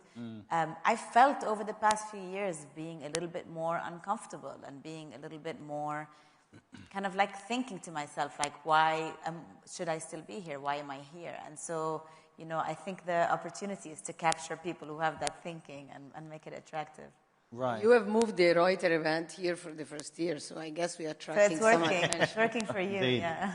Hai-Yang Ru, what about in the crypto world? You guys have just been here for a few months, right? So is there talent here, or do you have to import it? To be very frank, I think Dubai has the highest density in terms of crypto talents. Yeah, in the world. Because, you know, in some other jurisdictions, for example, like Singapore, they passed a new, Digital Asset Act for the service providers. They actually kick out of some of the talents into other places. So we see a lot of people move here, in Dubai to establish their crypto exchange business, asset custodians, security services, a lot of talents here. So I think going forward, AI and crypto will converge eventually. So the talent pool here of the crypto assets area, I don't think it's a problem here. Okay. So by the way, on the sorry to add briefly, but on the crypto, we also have a lot of R&D push. Yes. Because I think what you spoke about is a bit the end of the value chain. But in the TII ecosystem, there is a huge push of R&D, which I think is quite peculiar globally. Okay. Chiara, maybe there's a question from the audience that I'd love for you to tackle. In the absence of real sovereign AI factories enabling local ownership and control, how do you think of sovereignty in the presence of foreign dependence? In other words, is the industry here too dependent on foreign input? Okay, this is a complex question to unpack. I think, first of all, let's talk about what sovereignty really means. In the sense that sovereignty means, do you keep your data and information within your ecosystem, in your country, or outside? So I think there is a level there and decision there that you need to do. And I think we had an earlier exchange in one of the smaller roundtable where we said that in reality, it's very important that you think through your data governance and you slice what is really important, identify what's your gold mine that keep to you, but you cannot keep everything to you, otherwise it gets too expensive. Now, on the second part of the question of the dependency, this is indeed a risk. But again, to quote the discussion that we had before, I think a gentleman rightfully said, but this is also the world, and we really need to learn to how to play in it, which means, yes, you just need to be smart and probably creating the right alliances. And I think even the UAE is thinking about investment in some layer that they stack to try to break some dependency. But the reality is that's how it is. And we need to learn and govern and create guardrails to deal with it. Okay. I'm going to, Hai-Yang, come to you just with a very cheeky question. There were reports last week that the group may be looking at a listing in Hong Kong. Is that something that you can confirm for us? Oh, thank you for the inquiry. At this moment, I don't have any relevant information to disclose. Good try. Just before we wrap up, everyone around the world, whether you're here or in the US or Europe, wherever, Asia, is asking, are we in an AI bubble? So I'd just love kind of quick fire answer from each of you to wrap up. I think for me, the most shocking, not so shocking, but kind of disturbing image I saw is a few weeks ago, I want to say a competitor to Reuters issued the investigation and had a chart that shows 7 big companies in AI, NVIDIA, OpenAI, and some of the others, and the level of investments that they have in each other. And it showed how these 7 companies had billions and billions of dollars of circular investments in each other. And for me, I knew that in my head, but I'd never seen that picture so dramatically. And it made me feel like there is a sense of kind of propping up the field, as well as we also learned from a Harvard study that if you remove AI data centers, the GDP in the US only grew 0.1% in 2025. So there are indicators, and people are very worried about it. And I would say it's a conversation in every group talking about AI, it comes up. So, Chiara, the view from here? Because of this, I think that the make it or break it in 2026 is really the time to ROI. If we are able to translate AI and all that circular into impact into enterprises, we're good. Otherwise, we all gotta be worried. Hi, Youngru, the last words to you. I think for next year, we will see more convergence between AI and crypto, definitely for sure, especially like micropayments in AI interactions. So next year, probably we'll have more panels like this together with the AI talents and the crypto talents to discuss about the future. Okay. Thank you all for being here today. Really appreciate it. Thanks for your thoughts. Thank you. Thank you. Thank you, Simon. Thank you very much indeed, Simon. Super panel. Thank you. And good try with the Hong Kong listing question, Simon. I guess that's what we do. Right. Mohammed Jamil Al-Ramahi has been the CEO of Masdar since 2016. Under his leadership, Masdar has grown into one of the world's leading clean energy companies, a global leader in renewable energy and green hydrogen. I am thrilled to welcome him to this stage. He will be interviewed by Reuters Middle East energy correspondent Youssef Asaba. Just give them a few seconds and they should be out shortly. So Youssef and Mohammed Jamil Al-Ramahi. Many thanks.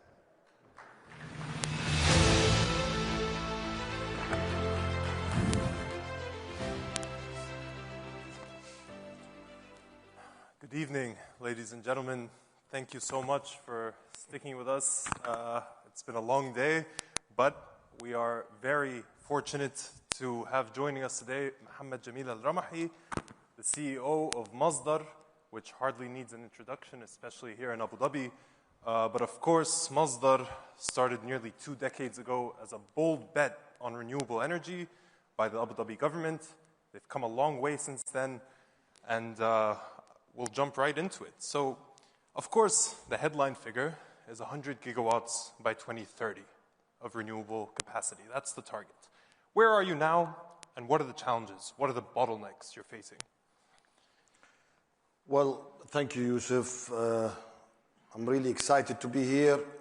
I know it's the end of your full-day activities here at the Reuters event in Abu Dhabi, so I'll try to make it as exciting as possible. And starting with the 100 gigawatt target, I think it's the right thing to do. So, you know, like you said, Youssef, we've been established in 2006, so we've been in the business of renewable energy and sustainable development and clean tech for almost 2 decades. In fact, we will be celebrating our 20th anniversary next year. We'll invite all of you to that event, hopefully, here in Abu Dhabi. And it's been a long journey. Today, we've announced, obviously, in 2024, last year, we've announced a capacity of circa 52 gigawatts. So we are halfway there to the target of 100 gigawatt. And our growth have really accelerated since the beginning of 2023. And there is a reason why this acceleration happened. This acceleration happened because we welcomed 2 new shareholders to our founding shareholder. When we were established in 2006, Youssef, we had 1 sole shareholder, which is Mubadala Investment Company. And in 2023, we welcomed 2 new shareholders, Taqa, of course, and ADNOC, Abu Dhabi National Oil Company, alongside Mubadala. So now I have 3 shareholders with the new target, with the new growth strategy, which allowed us as management to push forward the knowledge that we have gained and the competencies we have gained prior to the new shareholders joining and doubling down into our growth. We are active now in around 18 countries. Of course, we have developed renewable energy projects in more than 40 countries, but today we are active in 18 countries. We have deployed over the past 2 years between our own capital, vis-a-vis the shareholders' capital, project finance, and green bond that we have issued utilizing our own balance sheet. you are talking about 30 billion US dollars worth of capital that has been deployed in projects all over the world, which helped us basically expedite our growth towards our target of 100 gigawatt. And I'm confident that this target will be achieved. I know when we started and when we announced that target a couple of years ago, when the new shareholders came, a lot of people thought, wow, 100 gigawatt, including the management team and the shareholders. But I always said that we have built an extraordinary team. You know, we have built knowledge, we have built an extraordinary network, we have built an extraordinary partners from all over the world. And our ability to deliver this growth was not only based on capital, which is very important, obviously, but it is anchored by the competency and the team that we have at Masdar. And more importantly, the partnership that we have built over the past 20 years. Very important. You know, we work with EDF, we work with ONGI, we work with the likes of Iberdrola, RWE, so on and so forth. Of course, BP and Shell and the rest of the energy giants from all over the world. Right. Do you have an expectation for how much capital will be deployed by 2030, between now and then? Yeah. What is it? So I mean, we've deployed between capital and leverage. We have put in around 30 billion over the past 2 years, from 2023. Yeah, we are talking about another, I would say, 20 billion US dollars to 25 billion US dollars. Obviously, the speed at which Masdar has grown in the past couple of years is lost on nobody. You know, you had a couple of really big acquisitions, Terragen in the US, Terna in Greece. Is there a shift towards, you know, up and running established companies rather than building from scratch, which is, you know, something you've also done extensively? Is there a shift there? Are you targeting more kind of established companies? The only shift, as I've highlighted, is scale. So when we were established, our target was by 2030, our target was circa 20 gigawatts. Now our scale have shifted. So our strategy to go to market needs to change. And our strategy is tactical and strategic. It's not just we go and acquire something. It has to be well planned in a place that we want to acquire not only assets, okay? We are also acquiring platforms, like you have said, because we need boots on the ground to ensure that our portfolio grows and our assets are well managed. So adding on top of the competent team that we have had since the establishment, we've also added, I would say, around 400 new people. We call them Masdarians, part of the already established Masdarian group that we had here in Abu Dhabi and elsewhere in the neighboring countries. So, how many employees do you have? Now we have around, with the operating and maintenance team all over the world, we have more than 1,000 employees. So obviously the US, Europe, yes, are key markets for you. This region, yes. Let's drill down a bit into why those particular regions and if there are any others you'd like to talk about. So let's start with our home base. We are headquartered in Abu Dhabi. So Abu Dhabi was our priority from day one. We are a national champion. We have established a new sector within our energy mix. And that was the vision of our leadership. So our leadership said, we cannot depend on fossil fuel, even though we are blessed with fossil fuel, and we need to diversify. So the diversification came from an energy strategy that was designed prior to the establishment of Masdar. And that energy strategy basically said, We need to diversify. We cannot depend just on gas because we only had gas, 100% power generation out of gas. We need to diversify away from gas. And how do we do that? We do that by establishing Masdar. Let Masdar invest in something called renewables. That's 20 years ago. And we established Emirates Nuclear Company, which will invest and deploy also clean baseload nuclear power generation. And that was established prior to the establishment of Masdar of 2006. And then the government set a target of 7% renewable energy target by 2020. طبعا, when we came to 2020, people thought, we will never achieve that target. In fact, we closed 2020 with a renewable energy mix within our energy portfolio, circa around 12. So, in fact, we doubled that capacity. Now, so as a national champion, your priority will always be your own home base, as you can imagine. But then we started pushing forward in establishing bridges and educating certain countries that is around us. One good example is the Kingdom of Jordan. The first wind project that was developed and built in the Hashemite Kingdom of Jordan was developed by Masdar. And it's the largest wind farm until now. Okay?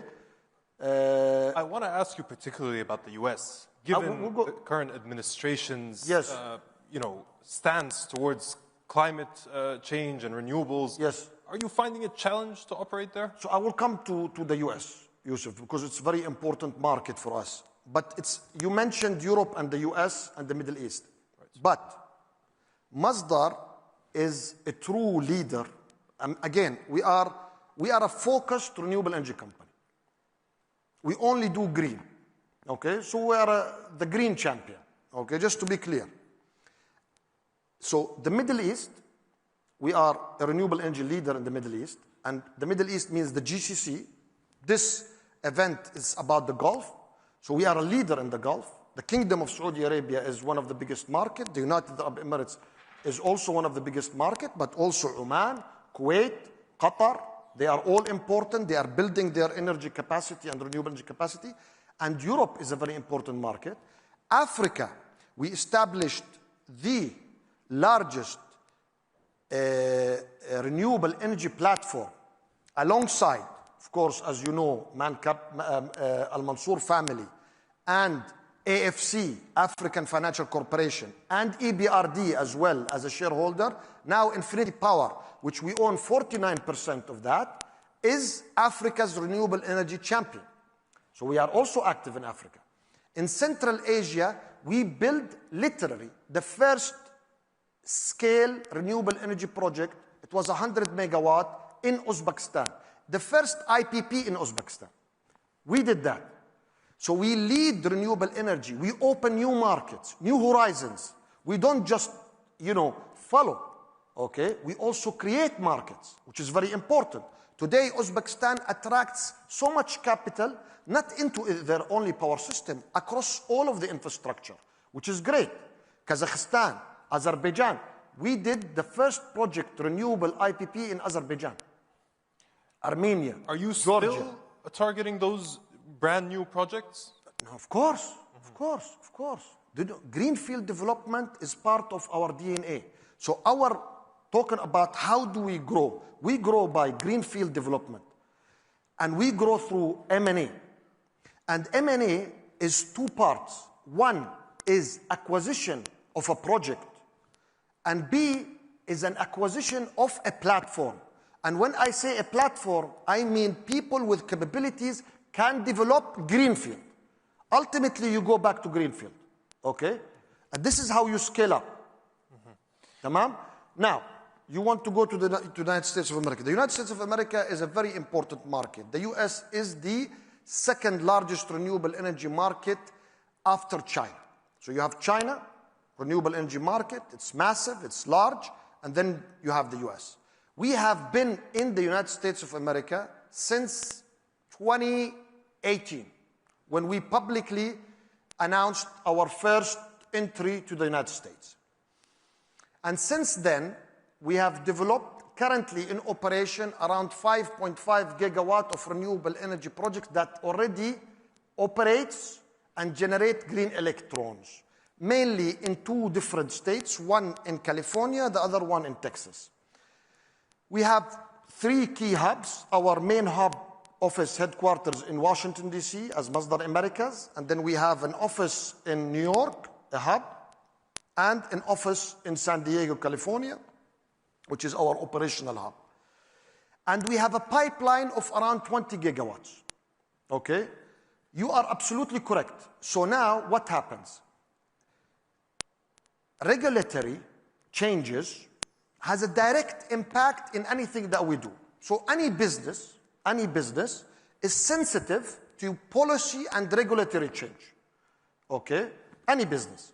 And our business is aligned to that theory, correct? How is it impacting your business? I will come to it.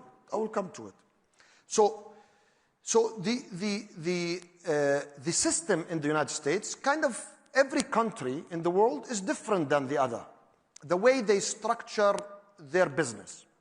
And in the United States, there are several, let's say, policy changes which enabled the adoptions of renewable energy in particular, okay, such as tax equity structures. So tax equity structures is some form of what?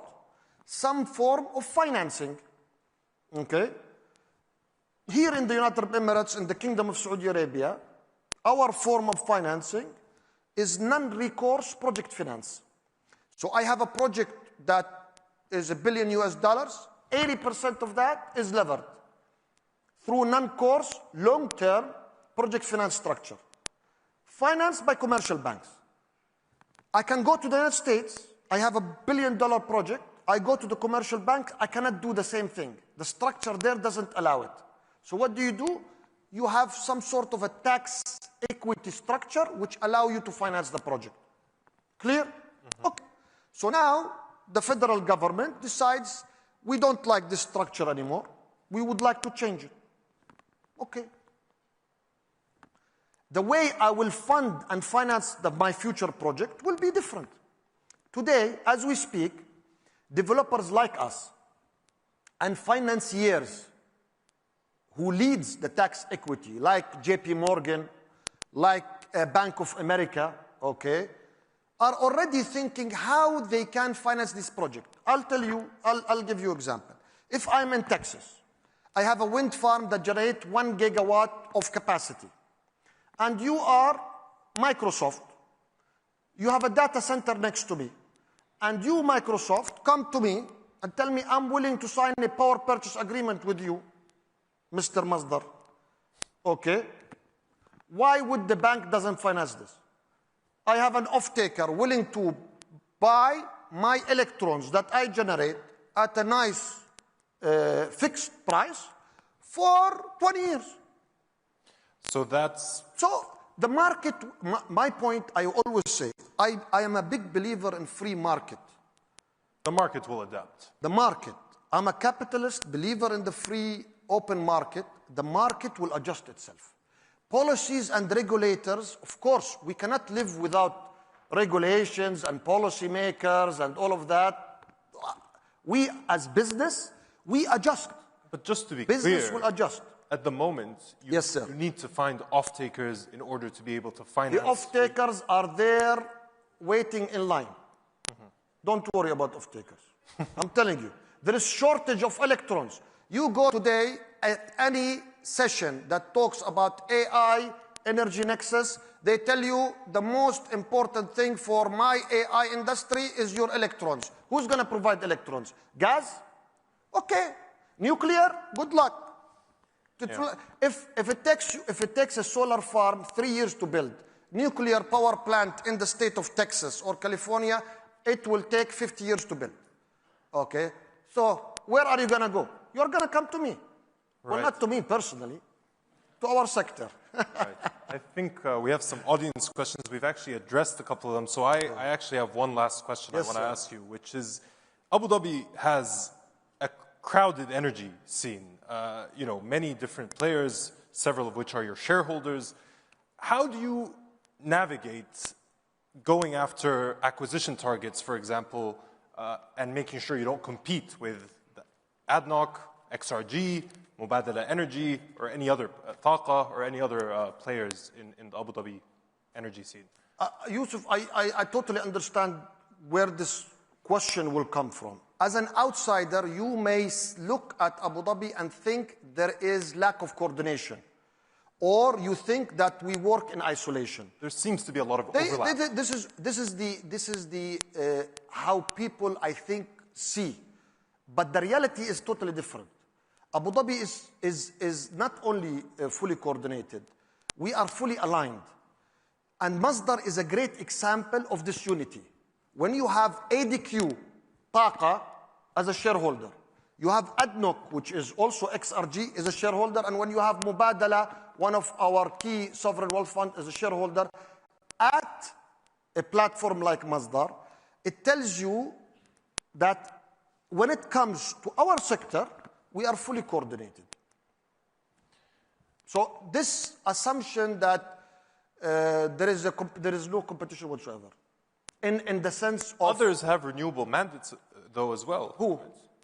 There is no renewable mandate in the Emirate of Abu Dhabi except through Masdar. And if we decide not to invest in something, then of course, and somebody else would like to invest, please, you go ahead and invest.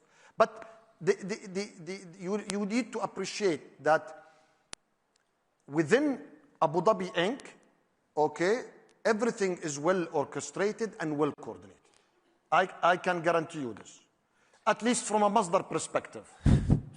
Sir Mohammed, thank you so much for your time. I'm afraid we're out of time. Thank you so much, everybody, for listening. And thank you. It's been a pleasure. Thank you. Thank you so much. Thank you. Enjoy. Thank you, Yusuf. Thank you, Mohammed. You know, you said keep the energy up. You said you keep this energetic, and you did. So thank you very much indeed for that. Now, we close with conservation. Her Excellency Razan Al Mubarak is President of the International Union for Conservation of Nature. She is also Managing Director of the Mohammed bin Zayed Species Conservation Fund, which is a philanthropic initiative based here in Abu Dhabi, dedicated to supporting the conservation of global species. Our Gulf Deputy Bureau Chief, Andrew Mills, will lead this final conversation of the day. Good afternoon, everyone. Thank you so much for staying through to the last session. And I think it'll be worth your while, because we're maybe going to shift gears a little bit here. We're going to talk a little bit about nature. Hopefully we'll talk about animals. I don't think anyone's talked about animals yet today. So, Your Excellency, you have just been elected to your second term as President of the International Union for the Conservation of Nature, one of nature's global guardians. Previously, you served as head of Abu Dhabi's Environment Agency. You served as the UN Climate Change High-Level Champion for COP28, which was held in Dubai in 2023. And you're from here. You're from Abu Dhabi, which, as we know, is one of the world's top 10 producers of oil. So I've got to ask you, is this hostile territory for an environmentalist? Thank you, Andrew. Wonderful to be here. I don't think it is, but it's not. It's not. And kind of let's put things into context.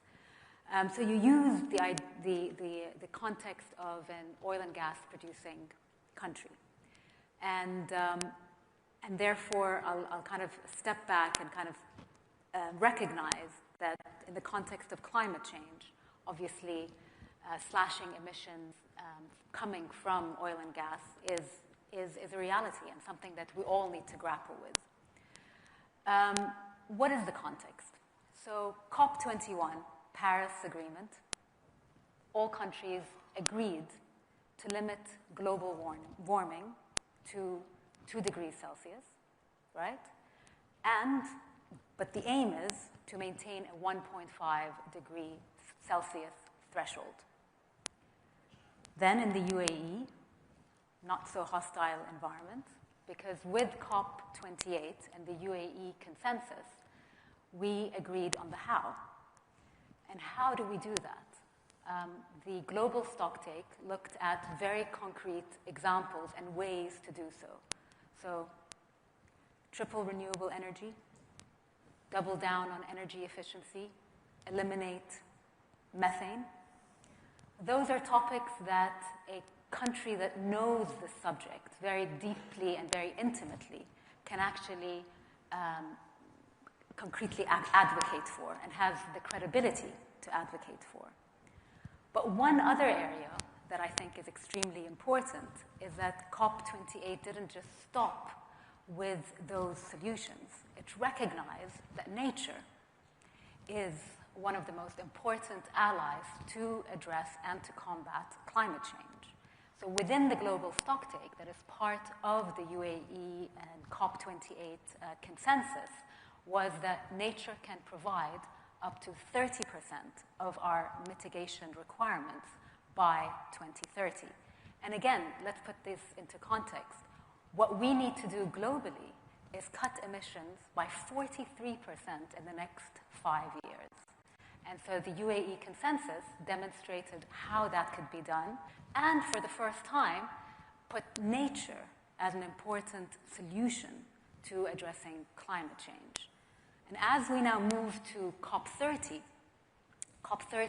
will need to demonstrate how this implementation will actually take shape. I'm glad you brought up the UAE consensus of COP28, because that's what I wanted to ask you about next. You know, the UAE consensus, which sort of forefronts nature as part of the solution and, you know, called for this shift away from fossil fuels, it did stir up some serious pushback in the Gulf. Surely you've had some pretty tough conversations with those from the fossil fuel sector. So behind the scenes, what did you say to convince folks from that sector that this shift could actually work in their favor? So really, from a UAE perspective, it was very much part of the narrative. The idea that we have to transition away from a fossil fuel-based economy has always been part and parcel of that narrative. And so COP28 perhaps confirmed that narrative and that commitment. Also, what was very interesting about that point in time is that it also was an opportunity for a new generation of youth that want to be part of a workforce that was excited about an opportunity to transition away from fossil fuels and an opportunity to look at new industries and new innovation. So I think it was very much embraced as a mean to diversify our economy, but also to excite the new generations that will be part and parcel of our workforce moving forward. Okay, so if protecting nature is good for business, which I think is, you know, a distillation of the argument that you're trying to make, you know, why hasn't business stepped up? You know, if there's still such a huge gap between the funding we need to preserve nature and what investors and businesses are willing to fund. So very, very good question. And I kind of draw back a little bit from my journey and my own engagement with the private sector. So having worked in the field of nature conservation over the past, you know, more than 2 decades, the modality of working with the private sector has changed. So it started off as nature and contributing to nature conservation as a nice thing to have, sort of like part of your corporate social responsibility. But then with dwindling resources, it became very apparent that actually natural resources and a healthy ecosystem underpin the global economy. In fact, half of the world's GDP, according to the World Economic Forum, is dependent directly on nature. That's around $44 trillion. And what's happening now with the private sector is this understanding that nature is no longer a nice thing to have, but actually underpins my own business, and the resilience of my business is something that I see in a trajectory that is changing. And this recognition that today nature risk and dwindling natural resources has become material to business. It is impacting supply chains, it is impacting productivity, and is inherently presenting significant risk to businesses. So today, businesses' engagement on the nature portfolio has become fundamental to the business itself. And this awakening or this recognition is something that I see as really fundamental to also bridging the nature conservation finance gap. As you know, it stands to be around $700 billion annually that we are missing. And how do we get there?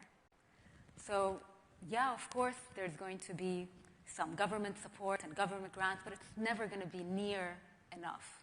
But then if you compare it to what actual nature provides to the global economy, and I mentioned a conservative estimate, so that's $44 trillion, of course that pales in comparison. But then if you compare it to, for example, global development aid, $200 billion, you recognize that there is a significant gap. So how do you meet that gap? $700 billion is the amount that is needed that nature needs every year. Yes, but it provides $44 trillion in GDP, global GDP. But the gap still exists. The gap still exists. So how do we bridge that gap? And the answer is by looking on one way is now how businesses are able to, once that recognition that their business is underpinned by ecosystems that actually work. What do I mean by that? Almost every business, directly or indirectly, is dependent on nature. And the reason why I repeat that is because, this fact, sometimes it takes a little bit to sink in. But where does water come from? Where do pollinators come from? If you're in a food ag business, healthy soils, and raw materials, all of that come from nature. So without these natural ecosystems, businesses will essentially fail. So the idea is how do you turn investments and financial flows from flows that are nature negative, so they harm nature, to ones that are nature positive.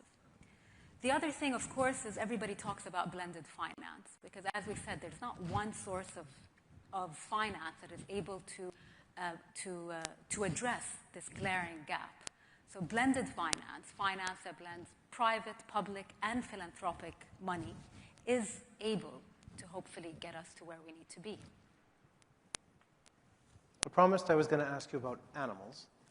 So let's do that. You know, the IUCN, of which you are president, one of the products that you should all go and look at is the IUCN Red List. And it's a list of species and ecosystems that are, shall I say, at risk?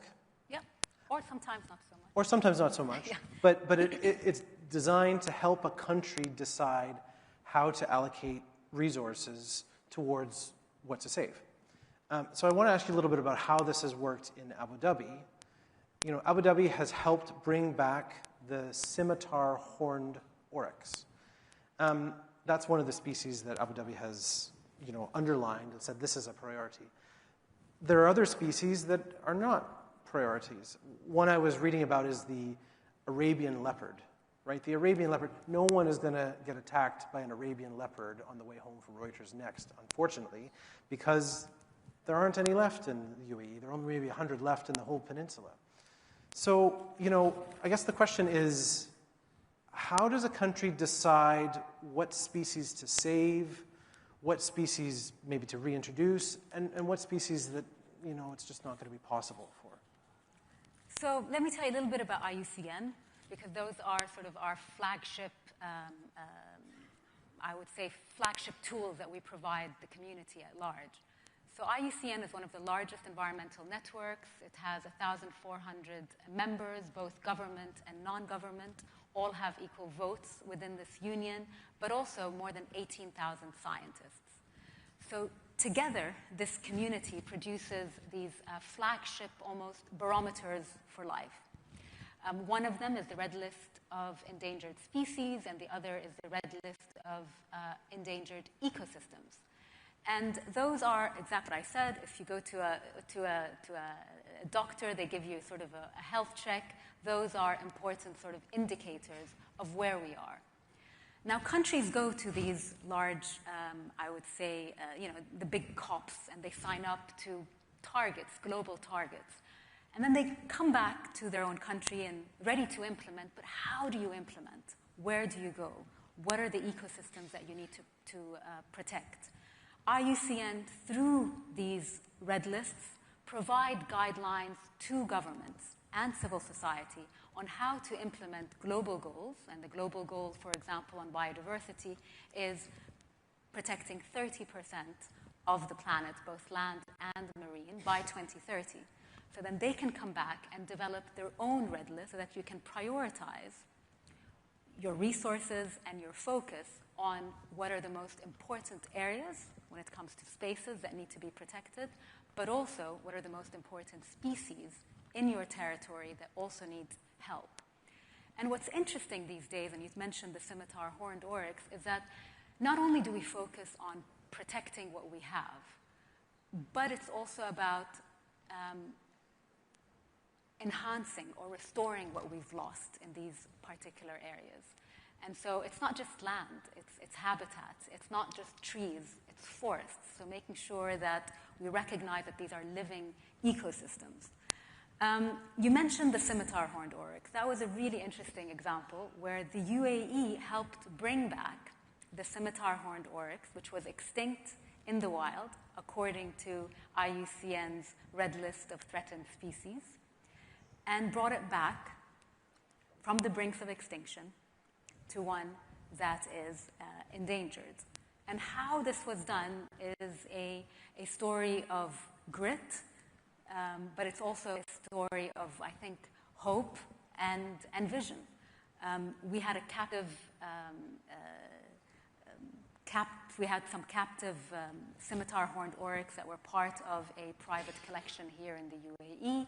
We recognized that in Chad, those animals were extinct. We collaborated, another really important part of nature conservation. We need to collaborate with zoos from across the world to breed a healthy population, and then we brought them back to the brink, back to nature in one of the, a significantly large protected area in Chad. So what, there are species that really just can't be brought back as well.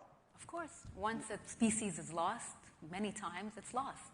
And that's why we use this list to make sure that we are able to address species lost before they are lost. And conservation actually works. Working together through protected areas, doing research, working with local communities, indigenous communities. These are all recipes for conservation projects that work, including, of course, sustainable finance. There's some questions from the audience. This last question is a version of a question I have. How committed is the UAE to environmental preservation as it pushes for more mega-urban projects and accelerates urban development? I kind of want to ask that in a little bit different way. This country has developed so rapidly in the course of your lifetime, right? And it continues to grow and grow and grow. So when it comes to conserving nature, what mistakes are still being made that get under your skin here, that you see, that you think, we can't keep doing that? So having grown up in the UAE and having had the privilege to be the Secretary General of the Environmental Regulator, I can say that from the get-go, nature conservation was very much seen part and parcel of our development story. So early planning is extremely important. making sure that environmental protection is not an isolated discipline, but is integrated within your economic development plans, your social development plan, is an important part of ensuring that it's not forgotten. As countries develop, priorities creep up, and it's really, really important that you have a system that ensures that the environmental integrity and environmental action is part of development and not seen as completely separate. And I think this is the big mistake that countries do, as well as nature activists. Ultimately, one needs to look at things from an integrated manner, whether it's climate change, nature conservation, development, they have to go hand in hand. Old school conservation, where you have a protected area and you put a fence and people are designated as complete intruders, also doesn't work. So you need to have something that is specific, that works to the system that you have and the geography that you've got. So you need a responsive protected area and nature conservation program. And sometimes I think you're saying maybe that hasn't worked as well as it should here, those priorities, as those priorities shift?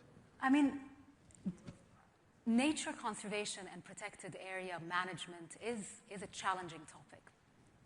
Climate and climate resilience is impacting nature and nature conservation. Today, nature, and when I say nature, what do I mean by that? Whether it's forests, it's oceans, it's mangroves. Today, they are able to absorb 50% of anthropogenic greenhouse gas emissions. We cannot afford to lose nature when we need it the most, because today we've already exceeded the 1.5 degree threshold. And so we're at a point in time where, yes, mistakes are made in terms of the process on the how, but the what, which is ensuring that the nature that is left is protected, enhanced, and restored, and at the same time, we're able to slash emissions. And I think the mistake is attempting to do one or the other, and you have to do both. So, very briefly, because we just have half a minute left. You know, the UAE announced 20% of its, or Abu Dhabi's announced 20% of the land mass is put aside now as nature preserve. It's not hit the 30% target that IUCN has. Are you hopeful that it will? Absolutely, because actually those targets were done from an Abu Dhabi perspective. So when you aggregate what's going to happen from a UAE perspective, I'm pretty confident we'll get to the 2030 by 2030. Great. Thank you very much. Thank you very much. And thank you very much for you all for sticking with us. Thank you.